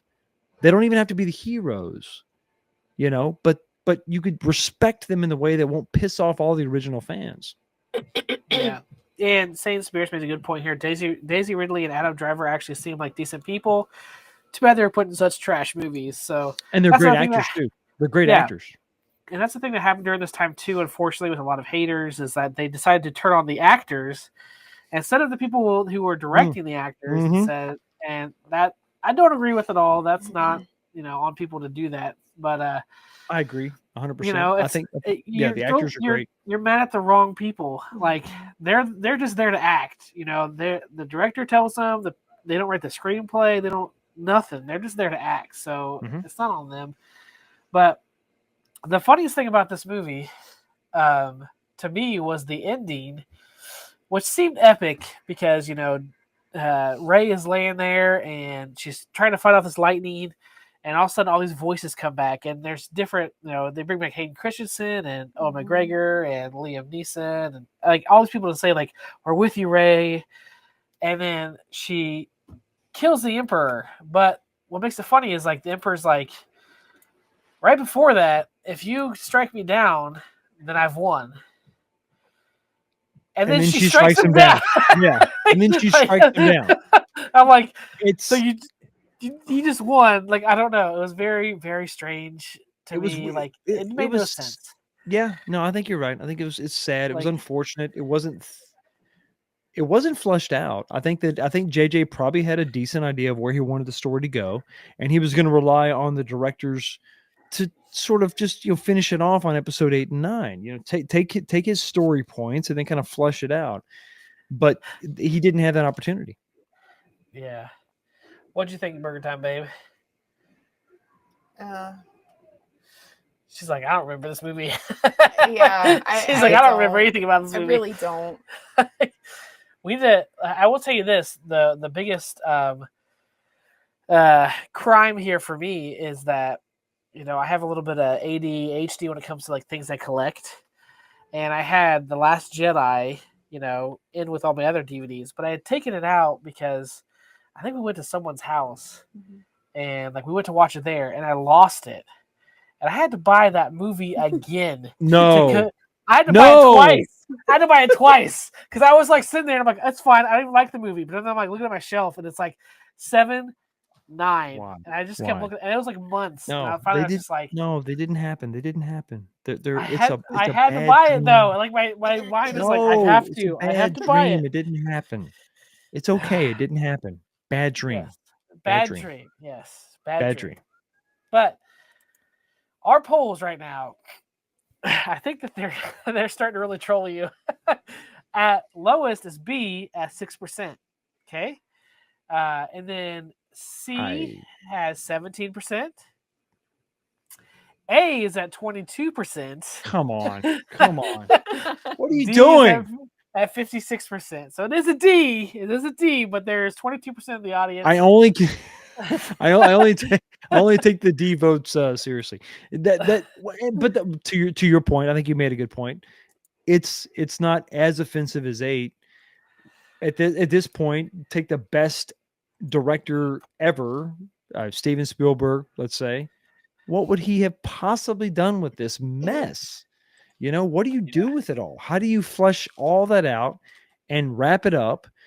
It's just horrible. I saw it in theater to just sort of, complete the trilogy, Well, this is where we land with the main movies. So on the A tier, the only 2 movies that made it on the A tier is Star Wars and Empire Strikes Back.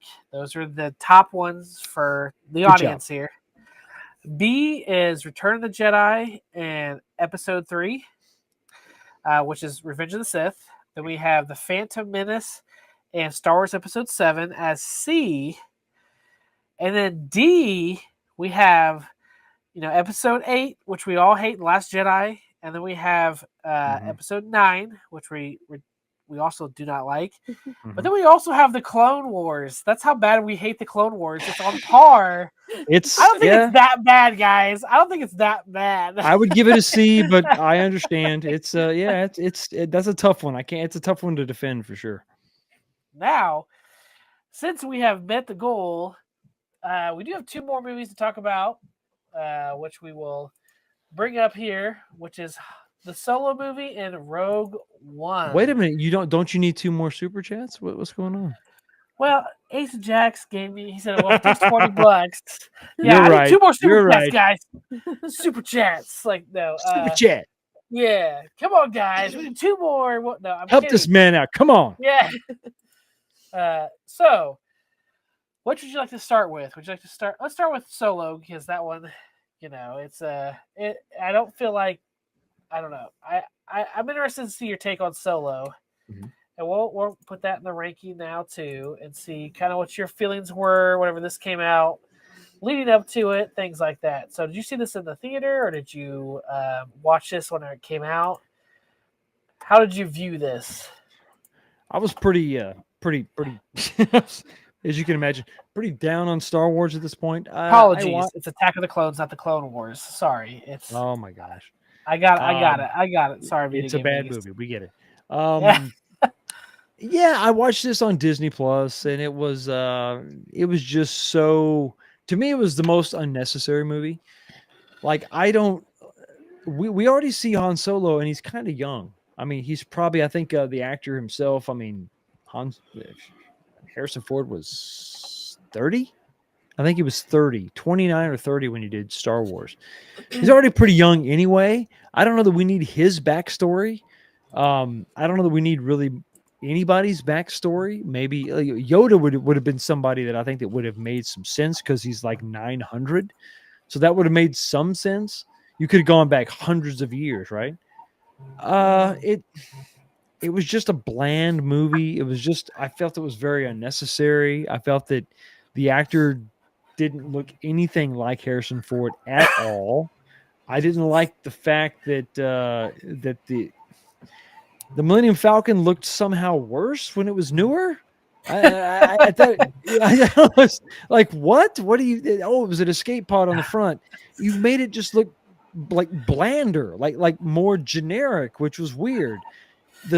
All the vehicles in this movie are just sort of like these speeders are using, just plain and just kind of bland. I love seeing Chewbacca though. I love seeing Chewbacca. I like him. But it was, for me, it was just a bland, unnecessary movie that didn't make any sense. And to your point, you made this point earlier in the show. At some point, she gets a video call from Darth Maul, and then at the end, just to make sure people know who he is, he stands up and he ignites his lightsaber. That's red, but it's a hologram call. Like, why? What are we doing? What's going on? I mean, I don't know. It's just, for me, it was a fine movie. Just sort of very middle of the road, unnecessary. You could have done so much more with so many other characters. Burger Time, babe. Do you remember this movie? Vaguely. What I remember from this movie was liking Donald Glover as Lando. Yes, that was an amazing was choice perfect. on their end to do Don Glover as Lando. I will say that. Oh yeah. Yeah, that was And that's good. all I have to say about it because that's all I remember. Cool. That's probably the highlight. Yeah, that's probably the highlight of the whole movie. To me, I didn't see this in theaters because I think, was this after episode 8? And then I was kind of just like, I was kind of done with Star Wars at that point in time. I was like, Yes, sir. gosh, like I'm just like, I don't yeah. want to waste any more money going to the theaters. I'll wait for this to come out. On, the first of the spin-offs, I guess, was Rogue One, and then it was Solo. But yeah, so after episode 8, I'm like, I'm not wasting gonna money. give anything a chance. Yeah. This reminded me, which you'll appreciate this because you're a Dragon Ball Z fan, of a filler episode. Like, it doesn't really add anything. It doesn't really take away anything. It's just kind of there. Like, you're just like, oh, this is Goku learning how to drive. That's what this exactly. is. That's exactly. It's just like nothing. Yeah. Like, doesn't really take away anything. Doesn't add anything. It's kind of, it's entertaining to a certain degree, but it's like, if I never saw this, like, it wouldn't really change my Star Wars, me watching the Star Wars saga. Like, it'd be like, oh, okay, like that's neat. It reminded me more of like, this should have been a Disney Plus show instead of being a movie. That's what kind of reminded me of. Like, this is kind of a mix, like a Disney Plus show, but made in a movie format. That's kind of where I land with it. Good point. I don't think it was bad necessarily, but it wasn't like, I feel like I need to watch it again, but it just didn't resonate with me very far. And whatever, the one bad guy that was in the skull mask, and like they're sitting there like, and I'm like, that's a girl. Like, I knew immediately like it was going to be a chick. Yeah. And like she takes off her mask and she's like 12 years old. I'm like, why is this 12-year-old like fighting? I don't know. It was just like they were really pushing stuff, which they were back then. Agendas. Yeah. So I didn't really quite land with me, and I knew that the whole thing with Chewbacca is that he had a debt of servitude to Han Solo. Like, he saw Han Solo had somehow saved his life, so that's why he like stayed with Han Solo and protected his family. I don't know how much I liked how they did that. Like, they were like, oh, he's just like in a mud pit, and he helped him break the bar, and now Chewbacca's just like his lifelong guy. Like, I don't know if that's his life debt that he now owes to Han Solo, but that's kind of where it landed. And who's his partner in this? Who's the actor? Oh, that's like his mentor. Let me see. This guy. Woody Harrelson? Woody Harrison, that's what it was. Yeah. His character was kind of cool. I didn't mind him. He was all right. Like, it was an okay movie. Again, it was just like a filler episode of an anime where it's like, I could never watch this again. I feel like I wanted, you want to see a young Obi-Wan Kenobi because you just see Obi-Wan Kenobi as an old guy, right? You want to see a young Yoda. You want to see younger versions of older characters. But we saw Han Solo in the first movie was young, Yeah. He was young. He wasn't like he was some old guy who had this crazy past. He was a fairly young person who had like probably a sketchy past, but it wasn't like it was just he wasn't some ancient dude that was going to be dramatically different than what he was when we first saw him. So I just thought that it was just an unnecessary movie. I totally agree with that. So where is everyone ranking this one now? Okay. It's actually a pretty mixed bag on this one. So they're very close. Everyone's voting. At the last spot, we have a B at 15%. Okay. We have A at 23%. D.